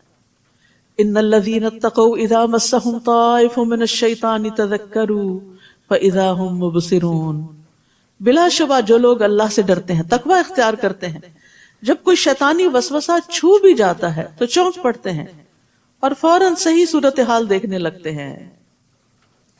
یعنی ایمان والے وسوسے کو بھانپ جاتے ہیں، غور و فکر کرتے ہوئے اپنی غلطیوں کے مواقع کو دیکھ لیتے ہیں، لغزش کھا جائے تو فوراً توبہ کرتے ہیں، ہر شر سے بچنے کا ذریعہ اختیار کرتے ہیں، یعنی ذکر زیادہ کرتے ہیں. تو ذکر جو ہے یہ شیطانی حملوں سے بچاؤ کا مضبوط قلعہ ہے. یحییٰ علیہ السلام نے بیت المقدس میں بنی اسرائیل کو جمع کیا. جب مسجد بھر گئی تو وہ ایک ٹیلے پہ بیٹھ گئے، پھر اللہ کی حمد و ثنا کی اور فرمایا میں تمہیں کثرت کے ساتھ اللہ عز و جل کا ذکر کرنے کا حکم دیتا ہوں، کیونکہ اس کی مثال اس شخص کی سی ہے جس کا بہت تیزی سے دشمن پیچھا کر رہا ہو اور وہ ایک مضبوط قلعے میں گھس کر پناہ مانگے. اس طرح بندہ بھی جب تک اللہ کے ذکر میں مصروف رہتا ہے تو شیطان کے حملوں سے مضبوط محفوظ قلعے میں بند ہوتا ہے. تو اس سے کیا پتہ چلتا ہے کہ وسوسوں کی کثرت ہو. بہت سے لوگ یہ ذکر اپنا کرتے ہیں، تقریب بتاتے ہیں، تو وسوسوں کی اگر کثرت ہونے لگے یا زیادہ ستانے لگے تو پھر ذکر بڑھا دیں. یس، مخصوص ذکر بھی اور عام ذکر بھی. اور ان شیطانوں کے بھائی انہیں گمراہی میں کھینچے چلے جاتے ہیں اور اس میں کوئی کسر نہیں اٹھا رکھتے. اور جب ان کے پاس کوئی معجزہ نہ لائے آپ، اور جب آپ ان کے پاس کوئی معجزہ نہ لائے تو کہتے ہیں تم نے خود ہی کوئی معجزہ کیوں نہ منتخب کر لیا. آپ ان سے کہیے میں تو صرف اس چیز کی پیروی کرتا ہوں جو میرے رب کی طرف سے مجھ پر وحی کی جاتی ہے. یہ تمہارے رب کی طرف سے بصیرت افروز دلائل ہیں اور ہدایت اور رحمت ہے ان لوگوں کے لیے جو ایمان لاتے ہیں. وَإِذَا قُرِئَ الْقُرْآنُ فَاسْتَمِعُوا لَهُ وَأَنصِتُوا لَعَلَّكُمْ تُرْحَمُونَ، اور جب قرآن پڑھا جائے تو اسے غور سے سنو اور خاموش رہو شاید کہ تم پر رحم کیا جائے. تو جو لوگ چاہتے ہیں کہ اللہ کی رحمت آئے ہم پر، وہ پوری توجہ سے قرآن مجید سنا کریں. اور یہاں پر دو باتیں فرمائی گئی، فَاسْتَمِعُوا وَأَنصِتُوا. تو پہلا درجہ کیا ہے کہ انسان بات چیت چھوڑ دے، فون اٹینڈ کرنا چھوڑ دے اور اس طرح کے اور چیزوں سے قطع تعلق ہو جائے.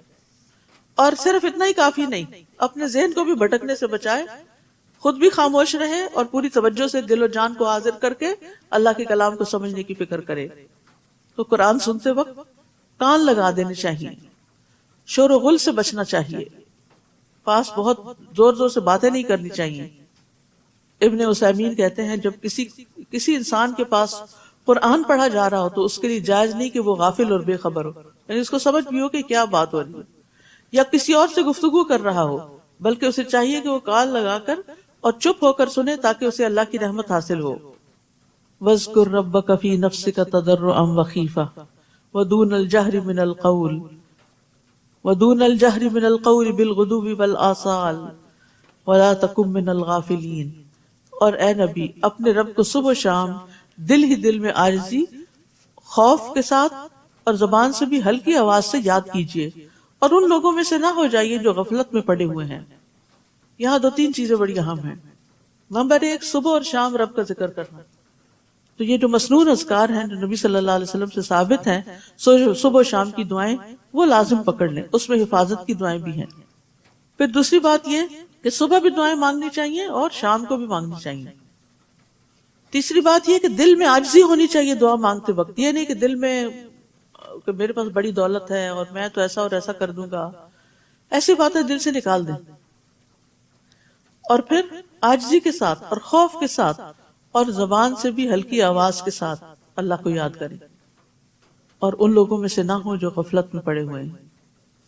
تو دعائیں مانگتے ہوئے خشوع و خضوع بڑا ضروری ہوتا ہے. اللہ تعالیٰ اس دل کی دعا نہیں سنتا جو غافل ہو، جو مشغول ہو کسی اور چیز میں اور منہ سے کر رہا ہو دعا. تو حاضر دل سے دعا کرنی چاہیے. رسول اللہ صلی اللہ علیہ وسلم نے فرمایا اللہ سے قبولیت کے یقین کے ساتھ دعا مانگا کرو، اور جان لو کہ بے شک اللہ غافل اور لہو و لعب میں مشغول دل کی دعا قبول نہیں کرتا. اور پھر پورے یقین اور اعتماد کے ساتھ دعا کرنی چاہیے. یہ نہیں کہنا چاہیے اللہ تو اگر چاہے تو معاف کر، نہیں چاہتا تو نہیں، اللہ تو معاف ہی کر، کیونکہ معافی ہی ہماری ضرورت ہے. ان الذین عند ربک لا یستکبرون عن عبادتہ ویسبحونہ ولہ یسجدون. اور جو لوگ فرشتے آپ کے رب کے ہاں موجود ہیں وہ کبھی اس کی بندگی سے اکڑتے نہیں، وہ اس کی تسبیح کرتے اور اس کے آگے سجدہ کرتے ہیں. سجدہ تلاوت ہے، سجدہ تلاوت جو ہے وہ سنت ہے. نبی صلی اللہ علیہ وسلم اس کا اہتمام کرتے تھے. حضرت ابن عمر کہتے ہیں کہ نبی صلی اللہ علیہ وسلم قرآن کی قرات کرتے، بس آپ اس سورت کی قرات کرتے جس میں سجدہ ہوتا تو آپ سجدہ کرتے، ہم بھی آپ کے ساتھ سجدہ کرتے، حتیٰ کہ ہمیں سے بعض کو اپنی پیشانی رکھنے کی بھی جگہ نہ ملتی تھی تو وہ کیا کرتا، دوسرے کے اوپر یا جھک کے بس اشارے سے سجدہ کر لیتا تھا. تو اب آپ ایسا کیجئے کہ اپنی اپنی جگہوں پہ جھک جائیے. میں بھی اس طرف منہ کر کے قبلے کی طرف جھک جاتی ہوں، اگرچہ اس کے لیے قبلے کی طرف ہونا شرط نہیں. جہاں آپ بیٹھے ہیں قرآن پڑھ رہے ہیں تو آپ اس میں جھک جائیے.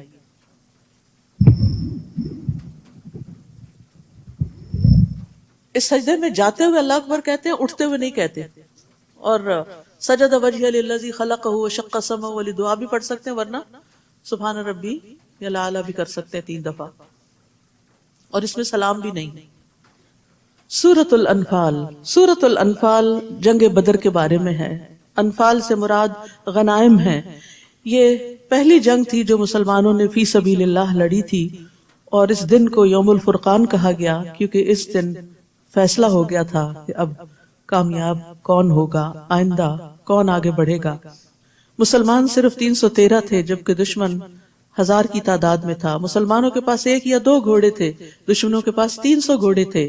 بظاہر کوئی تناسب نظر نہیں آتا تھا، دشمن کا پلہ بہت بھاری تھا، لیکن مسلمانوں کو بہت بڑی فتح حاصل ہوئی.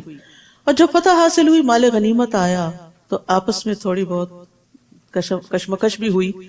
نوجوان کہتے تھے کہ ہم نے آگے جا کے جنگ کی ہے تو ہمیں زیادہ حصہ ملنا چاہیے. بزرگ کہتے تھے ہم نے پیچھے سے تمہارا دفاع کیا ہے، ہمیں زیادہ ملنا چاہیے. تو ارشاد ہوا یسألونک عن الانفال قل الانفال للہ والرسول. لوگ آپ سے انفال یعنی غنائم کے بارے میں پوچھتے ہیں کہ یہ کس کا حق ہے، کیونکہ اس سے پہلے دور جاہلیت میں کوئی طریقہ نہیں تھا، جو طاقتور ہوتا تھا وہی سب کچھ لے جاتا تھا. آپ ان سے کہیے کہ یہ اللہ اور اس کے رسول کے لیے ہیں، ابھی اس کے بارے میں مت سوچو، کیونکہ انفال دنیا کا سمبل تھے نا. یہ تم نے اللہ کے لیے جنگ کی ہے، انفال کے لیے تو نہیں کی. بس تم لوگ اللہ سے ڈرتے رہو اور اپنے باہمی تعلقات درست رکھو، کیونکہ دنیا باہم جھگڑوں کا باعث بنتی ہے. یعنی بجائے اس کے کہ آپس میں کھینچا تانی کرو، انفال کو، غنائم کو ایک طرف رکھو اور اپنے تعلقات اچھے کرو، کیونکہ یہ باہم جڑنا مضبوطی کی علامت ہے. اور تم مضبوط ہوگے، طاقتور ہوگے تو آئندہ دشمن کا مقابلہ کر سکو گے.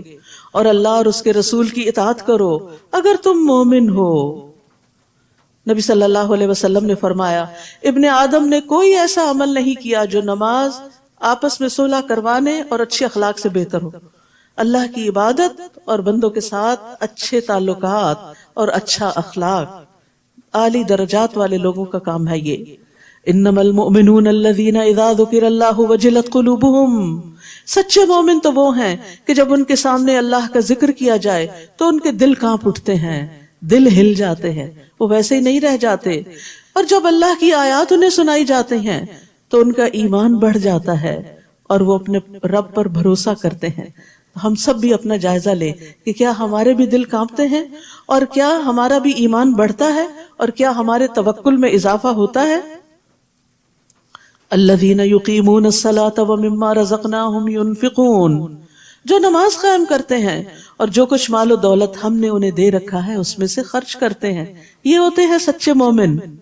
اولئک ھم المؤمنون حقا لہم درجات عند ربہم ومغفرۃ ورزق کریم. یہی سچے مومن ہیں، ان کے لیے ان کے رب کے ہاں درجات ہیں. جتنا زیادہ ایمان ہوگا، جتنا زیادہ بہتر اخلاق ہوگا، اتنا ہی درجہ بلند ہوگا. بخشش ہے اور عزت کی روزی ہے. جیسے کہ آپ کا رب آپ کو آپ کے گھر سے یعنی جنگ بدر کے موقع پر حق کام کے لیے نکال لایا تھا، مسلمانوں کو بھی ایسا ہی نکلنا چاہیے تھا. حالانکہ مومنوں کا ایک گروہ اس بات کو پسند نہیں کرتا تھا، یعنی ان پہ یہ جنگ بڑی بھاری تھی. وہ آپ سے حق کے بارے میں جھگڑا کرتے تھے، حالانکہ حق ظاہر ہو چکا تھا. ان کا حال یہ تھا جیسے وہ موت کی طرف ہانکے جا رہے ہوں اور وہ موت کو آنکھوں سے دیکھ رہے ہوں. اور جب اللہ نے تم سے وعدہ کیا کہ دونوں گروہوں میں سے ایک تمہارا ہوگا، دوسرا گروہ کون سا تھا؟ جو ابو سفیان کی قیادت میں مال تجارت لے کر آ رہا تھا اور اسے مدینہ کے قریب سے گزرنا تھا، تو مسلمان چاہتے تو اس کو لوٹ لیتے. اور دوسری طرف سے دوسرا گروہ جو مکہ سے آ رہا تھا لڑنے کے لیے، تم چاہتے تھے کہ غیر مسلح گروہ یعنی جس کے پاس مال و دولت ہے وہ تمہارے ہاتھ لگ جائے. Easy way. جبکہ اللہ یہ چاہتا تھا کہ اپنے ارشادات سے حق کو حق کر دکھائے اور کافروں کی جڑ کاٹ دے. یعنی تمہیں دنیا کا سامان مطلوب تھا اور اللہ کو حق کی بلندی مطلوب تھی، تاکہ اللہ حق کو حق کر دکھائے اور باطل کو مٹا دے، خواہ یہ بات مجرموں کو ناگوار ہو. اور جب تم اپنے رب سے فریادیں کر رہے تھے، اور خاص طور پر نبی صلی اللہ علیہ وسلم رات بھر دعائیں کرتے رہے، خوب آہوزاری کی. حالانکہ آپ اللہ کے رسول تھے، آپ سے اللہ کی مدد کا وعدہ تھا، اس کے باوجود آپ کی عاجزی دیکھیے اور دعاؤں کی کثرت دیکھیے. تو اللہ نے تمہیں جواب میں فرمایا، میں پے در پے 1000 فرشتے تمہاری مدد کو بھیج رہا ہوں. اللہ کی مدد کب آتی ہے؟ جب انسان اللہ کی طرف رغبت کرتا ہے، عاجزی کرتا ہے، گڑ گڑاتا ہے، مدد مانگتا ہے. یہ بات اللہ نے تمہیں صرف اس لیے بتا دی کہ تم خوش ہو جاؤ کہ تم تنہا نہیں، صرف 313 نہیں، 1000 فرشتے بھی آ رہے ہیں، اور تمہارے دل مطمئن ہو جائیں. ورنہ مدد تو جب بھی ہو اللہ ہی کی طرف سے ہوتی ہے. یہ قانون بتا دیا گیا، وَمَن نَّصْرُ إِلَّا مِنْ عِنْدِ اللَّهِ، مدد ہمیشہ اللہ ہی کی طرف سے آتی ہے. یقیناً اللہ بڑا زبردست اور حکمت والا ہے. اور وہ وقت یاد کرو جب اللہ نے اپنی طرف سے تمہارا خوف دور کرنے کے لیے تم پر غنودگی طاری کر دی اور آسمان سے تم پر بارش برسا دی تاکہ تمہیں پاک کر دے، اور شیطان کی ڈالی ہوئی نجاست تم سے دور کر دے، یعنی اس کے وسوسے اور خوف دلانا، اور تمہارے دلوں کو مضبوط کر دے اور تمہارے قدم جما دے. جب آپ کا رب فرشتوں کو حکم دے رہا تھا کہ میں تمہارے ساتھ ہوں، لہٰذا مسلمانوں کے قدم جمائے رکھو، ان کو حوصلہ بڑھائے رکھو. میں بھی کافروں کے دل میں روب ڈال دوں گا، پس تم ان کی گردنوں اور جوڑ پر ضربیں لگاؤ. گردنوں کے اوپر 2 ہیں، یعنی ایک تو سر اوپر ہے گردن کے، یعنی سر پھوڑو، اور دوسرا گردن کاٹ دو، اور ہر جوڑ پر ضربیں لگاؤ. یہ اس لیے تھا کہ انہوں نے اللہ اور اس کے رسول کی مخالفت کی تھی، اور جو اللہ اور اس کے رسول کی مخالفت کرے تو اللہ تعالیٰ ایسے لوگوں کو سخت سزا دینے والا ہے. اور کافروں سے فرمایا یہ عذاب تو اب چکھو، اس کے علاوہ کافروں کو دوزخ کا عذاب ہوگا، یعنی دنیا میں بھی ذلت اور آخرت میں بھی عذاب۔ یا ایھا الذین آمنو، اے لوگو جو ایمان لائے ہو، جب میدان جنگ میں تمہاری کافروں سے مٹ بھیڑ ہو تو کبھی پیٹ نہ پھیرنا، یعنی چونکہ تعداد میں کم تھے تو خطرہ تھا اس بات کا کہ زیادہ دشمن دیکھ کے کہیں واپس نہ دوڑنے لگے اور بھگدڑ نہ مچ جائے، تو روک دیا گیا کہ میدان جنگ سے بھاگنا کبیرہ گناہ ہے۔ اور جو شخص اس دن پیٹ پھیرے گا، الا یہ کہ وہ کوئی جنگی چال چل رہا ہو یا مڑ کر اپنے دستہ فوج کو ملنا چاہتا ہو، تو ایسا آدمی اللہ کے غضب میں آ گیا۔ یعنی ان وجوہات کی بنا پر اگر کوئی پیٹ پھیر کے جاتا ہے، اس کا ٹھکانہ دوزخ ہوگا اور وہ بہت بری پلٹنے کی جگہ ہے۔ استغفر اللہ، یعنی اللہ کے راہ میں نکلے ہیں، ایمان والے ہیں، صحابہ کرام ہیں، لیکن اگر تم بھی میدان جنگ سے بھاگے تو پھر یہ انجام ہے آگے۔ تو اس لیے انسان کو نیکی کے راستے پہ چلتے ہوئے استقامت اختیار کرنی چاہیے، مشکلات سے گھبرانا نہیں چاہیے، ورنہ بعض اوقات ایک شخص پیچھے ہٹتا ہے تو دوسرا اس کو دیکھ کے اور تیسرا اس کو دیکھ کے، اور بہت سے لوگوں کے دین سے پھرنے کا سبب بن جاتا ہے۔ میدان بدر میں کافروں نے تمہیں قتل نہیں کیا تھا، بلکہ میدان بدر میں کافروں کو تم نے قتل نہیں کیا تھا، فَلَمْ تَقْتُلُوهُمْ وَلَكِنَّ اللَّهَ قَتَلَهُمْ، بلکہ اللہ نے انہیں مارا تھا۔ اور جب آپ نے کافروں کی طرف ریت کی مٹھی پھینکی تھی تو وہ آپ نے نہیں بلکہ اللہ نے پھینکی تھی، اور یہ اس لیے تھا کہ اللہ تعالیٰ اپنی طرف سے مومنوں کو ایک اچھی آزمائش سے گزار دے۔ اللہ تعالیٰ یقیناً سب کچھ سننے اور جاننے والا ہے، یعنی امتحان میں بھی ڈالا اور مدد بھی ساتھ کی تاکہ امتحان میں کامیاب بھی ہو جائیں۔ کس قدر مہربان رب ہے۔ ذالکم وان اللہ موہن کید الکافرین، یہ معاملہ تو تمہارے ساتھ ہوا اور اللہ تعالیٰ یقیناً کافروں کی تدبیر کو کمزور کرنے والا ہے۔ مکہ والو، اگر تم فیصلہ ہی چاہتے تھے تو وہ اب تمہارے پاس آ چکا، کیونکہ بدر کے دن صبح انہوں نے دعا کی تھی کہ یا اللہ جو گروہ حق پر ہے وہ کامیاب ہو جائے اور دوسرا ناکام ہو، تو تم نے خود ہی فیصلہ مانگا تھا، اب تمہاری ناکامی کی صورت میں فیصلہ تمہارے سامنے آ گیا، تو وہ اب تمہارے پاس آ چکا، اب اگر تم باز آ جاؤ۔ اب بھی نصیحت کی جا رہی ہے، مخالفت سے، پیغمبر صلی اللہ علیہ وسلم کی مخالفت سے باز آ جاؤ، انکار سے باز آ جاؤ، تو یہ تمہارے حق میں بہتر ہے، اور اگر پھر پہلے سے کام کرو گے تو ہم بھی ایسا ہی کریں گے۔ اگر پھر تم مسلمانوں کے خلاف لڑنے کے لیے چلے تو پھر تمہارے ساتھ یہی سلوک ہوگا اور تمہاری جمعیت تمہارے کچھ کام نہ آ سکے گی، خواہ وہ کتنی ہی زیادہ ہو، اور اللہ تو یقیناً ایمان والوں کے ساتھ ہے۔ اے ایمان والو، اللہ اور اس کے رسول کی اطاعت کرو اور حکم سن لینے کے بعد اس سے سرتابی نہ کرو، اور ان لوگوں کی طرح نہ ہو جانا جو کہتے تو ہیں کہ ہم نے سن لیا مگر وہ سنتے نہیں۔ ایمان والوں کو اللہ کی اطاعت، اس کے رسول کی اطاعت کے بعد اس سے منہ نہیں موڑنا چاہیے، اور جو وہ کہے اسے غور سے سننا چاہیے، اور ان لوگوں کی طرح نہیں ہونا چاہیے جو کہتے ہیں ہم نے سنا لیکن دل سے نہیں سنتے۔ اصل میں سننے والا کون ہوتا ہے؟ جو مان لیتا ہے بات کو سن کر۔ یقیناً اللہ کے ہاں بدترین قسم کے جانور وہ بہرے گنگے لوگ ہیں جو عقل سے کچھ کام نہیں لیتے، یعنی ایسے لوگوں کو جو عقل استعمال نہیں کرتے، غور و فکر نہیں کرتے، بات سمجھتے نہیں، وہ جانوروں سے بھی بدتر ہیں۔ اگر اللہ ایسے لوگوں میں کچھ بھی بھلائی دیکھتا تو انہیں سننے کی توفیق بخش دیتا، اور اگر وہ انہیں یہ توفیق دے بھی دیتا تو بھی بے رخی کے ساتھ پیٹ پھیر جاتے۔ تو یہ اللہ کا طریقہ ہے کہ وہ زبردستی نہیں سنواتا کسی کو، اسی کے دل میں اتارتا ہے جو واقعی سننے کے لیے آتا ہے اور سننا چاہتا ہے۔ تو اللہ کا کلام سننے کے بعد انسان کا رویہ یا تو اطاعت کا ہوتا ہے یا غفلت کا ہوتا ہے۔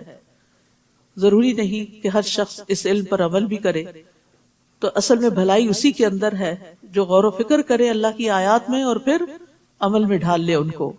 یا ایھا الذین آمنوا، اے ایمان والو، اللہ اور اس کے رسول کا حکم مانو جبکہ رسول تمہیں ایسی چیز کی طرف بلائے جو تمہارے لیے زندگی بخش ہو، یعنی اللہ تعالیٰ کے احکامات زندگی دینے والے ہیں، اور یہ جان لو کہ اللہ تعالیٰ آدمی اور اس کے دل کے درمیان حائل ہو جاتا ہے، یعنی اس کو سب پتہ چل جاتا ہے جو دل سے وسوسے اٹھتے ہیں، اور اسی کے حضور تم جمع کیے جاؤ گے۔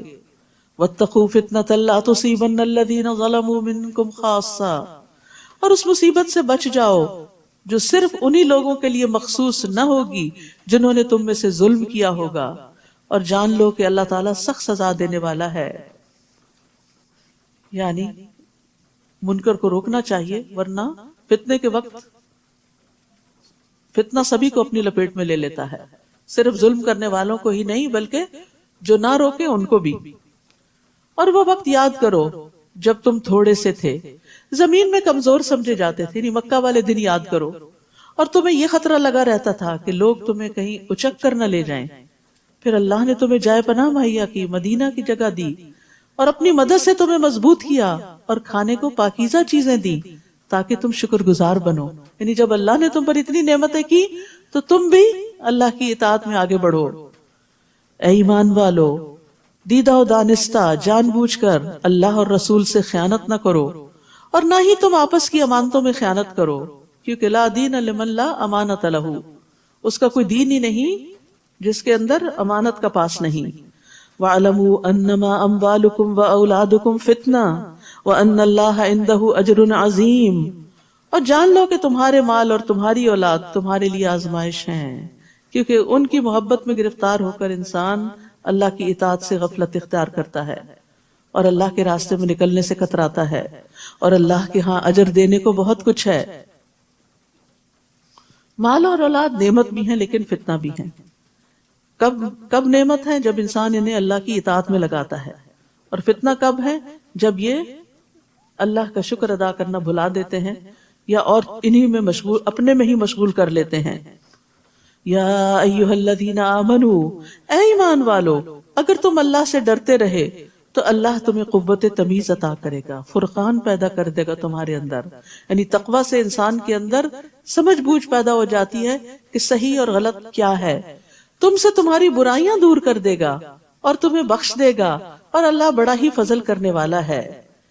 یعنی تقوی سے پھر انسان کے اندر اللہ کا قرب بھی پیدا ہو جاتا ہے، اور جتنا جتنا انسان اللہ کے زیادہ قریب ہوتا ہے اتنا اتنا اس کے اندر فرقان زیادہ ہوتا جاتا ہے۔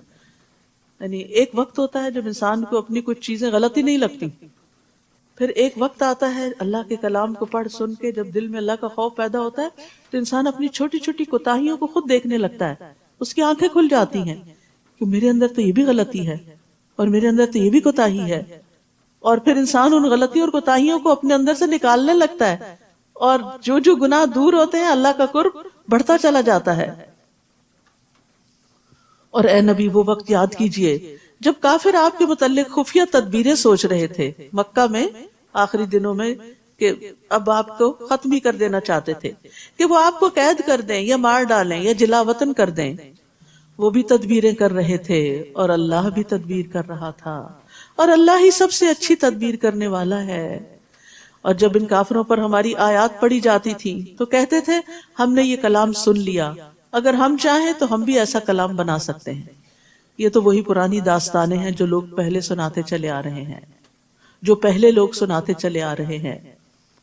اور وہ وقت بھی یاد کرو جب ان کافروں نے کہا تھا اے اللہ، اگر یہی دین حق ہے جو تیری طرف سے ہے تو ہم پر آسمان سے پتھروں کی بارش برسا دے یا ہمیں کسی دردناک عذاب سے دوچار کر دے۔ یعنی کیسے سنگ دل لوگ ہوتے ہیں جو اپنے خلاف خود ہی بد دعائیں کرتے ہیں۔ حالانکہ یہ مناسب نہ تھا کہ اللہ انہیں عذاب دے اور آپ ان میں موجود ہوں، اور نہ ہی یہ مناسب تھا کہ اللہ ایسے لوگوں کو عذاب دے جو استغفار کرتے ہوں۔ تو یاد رکھیے، استغفار عذاب سے بچانے کا سبب ہے۔ بعض سلف صالحین کہتے ہیں کہ ہمارے لیے عذاب سے دو پناہیں ہیں، عذاب سے بچنے کی دو چیزیں ہیں۔ نمبر ایک، نبی صلی اللہ علیہ وسلم کا دنیا میں موجود ہونا جب آپ تھے۔ نمبر دو، استغفار کرنا۔ جب نبی صلی اللہ علیہ وسلم وفات پا گئے تو ایک حفاظت ختم ہو گئی، اب صرف دوسری باقی ہے، اور وہ کیا ہے؟ استغفار۔ انسان استغفار کی کثرت کرتا رہے تو مصیبتوں سے بچا رہتا ہے، اور آ جائیں تو امن مل جاتا ہے، ٹل جاتی ہیں۔ نبی صلی اللہ علیہ وسلم نے فرمایا انسان جب تک اللہ عز و جل سے استغفار کرتا ہے اس وقت تک اللہ عز و جل کے عذاب سے محفوظ رہتا ہے، انشاءاللہ دنیا میں بھی اور قبر میں بھی اور حشر میں بھی۔ اور استغفار کی وجہ سے پھر گناہ لکھے بھی نہیں جاتے۔ اور اللہ ان لوگوں کو عذاب کیوں نہ دے جو دوسروں کو مسجد حرام سے روکتے ہیں حالانکہ وہ اس کے متولی نہیں. اس کے متولی تو صرف وہی ہو سکتے ہیں جو پرہیزگار ہوں، لیکن ان میں سے اکثر لوگ یہ حقیقت نہیں جانتے. بیت اللہ میں ان لوگوں کی نماز بس یہی ہوتی تھی کہ وہ سیٹیاں بجاتے اور تالیاں پیٹتے. ایک انٹرٹینمنٹ بنا لی تھی انہوں نے عبادت میں. تو لو اب بدر میں شکست یعنی عذاب کا مزہ چکھو، تو لو اب عذاب کا مزہ چکھو، یعنی یہ تمہارے اپنے بدعمالیوں کی وجہ سے یہ سب کچھ تم پر مسلط ہوا ہے، یہ اس کا بدلہ ہے جو تم حق کا انکار کر دیا کرتے تھے. ان الذين كفروا ينفقون اموالهم ليصدوا عن سبيل الله، یہ کافر اپنے مال اس لیے خرچ کرتے ہیں کہ لوگوں کو اللہ کی راہ سے روک دیں، اور ابھی یہ لوگ اور بھی خرچ کریں گے، پھر یہی بات ان کے لیے حسرت کا باعث بن جائے گی، پھر وہ مغلوب ہوں گے، پھر یہ کافر جہنم کی طرف گھیر لائے جائیں گے. تاکہ اللہ پاک کو ناپاک سے الگ کر دے، پھر ناپاک کو ایک دوسرے کے اوپر رکھ کر ان سب کا ڈھیر لگا دے، پھر اس ڈھیر کو جہنم میں پھینک دے. یہی لوگ ہی دراصل نقصان اٹھانے والے ہیں. اے نبی صلی اللہ علیہ وسلم ان کافروں سے کہیے اگر اب بھی وہ باز آ جائیں تو ان کے پچھلے گناہ معاف کر دیے جائیں گے. سبحان اللہ، ساری مخالفتیں اور نبی صلی اللہ علیہ وسلم اور صحابہ کو دی جانے والی اذیتیں اور پھر جنگ مسلط کرنا، یہ سب معاف ہو جائے گا اگر تم اب بھی ایمان لے آؤ. اور اگر پہلے سے کام ہی کرتے رہے تو گزشتہ قوموں میں جو سنت الہی جاری رہی وہی ان کا حال بھی ہوگا. وَقَاتِلُوهُمْ حَتَّى لَا تَكُونَ فِتْنَةٌ، اور ایسے لوگوں سے جنگ کرو تاکہ فتنہ باقی نہ رہے. یعنی نبی صلی اللہ علیہ وسلم جو کفار قریش کے خلاف جنگ کر رہے تھے تو اس کا اصل مقصد کیا تھا کہ فتنہ ختم ہو جائے اور دین پورے کا پورا اللہ کے لیے ہو جائے. اور اب اگر یہ باز آ جائیں تو جو کچھ یہ کریں گے اللہ اسے خوب دیکھ رہا ہے. وَإِن تَوَلَّوْا فَاعْلَمُوا أَنَّ اللَّهَ مَوْلَاكُمْ نِعْمَ الْمَوْلَى وَنِعْمَ النَّصِيرُ، اور اگر وہ نہ مانے تو جان لو کہ اللہ تمہارا سرپرست ہے جو بہت اچھا سرپرست ہے، بہت اچھا مددگار ہے. یعنی انہیں دعوت دی جا رہی ہے کہ باز آ جاؤ، اور اگر باز نہیں آئے تو پھر مومنوں کا مولا تو اللہ ہے مگر تمہاری شامت آ جائے گی. تو اللہ سبحانہ وتعالی ہمیں ہمیشہ اپنے عذاب سے محفوظ رکھے اور ہمارا مولا رہے. ربنا تقبل منا انك انت السميع العليم وتب علينا انك انت التواب الرحيم.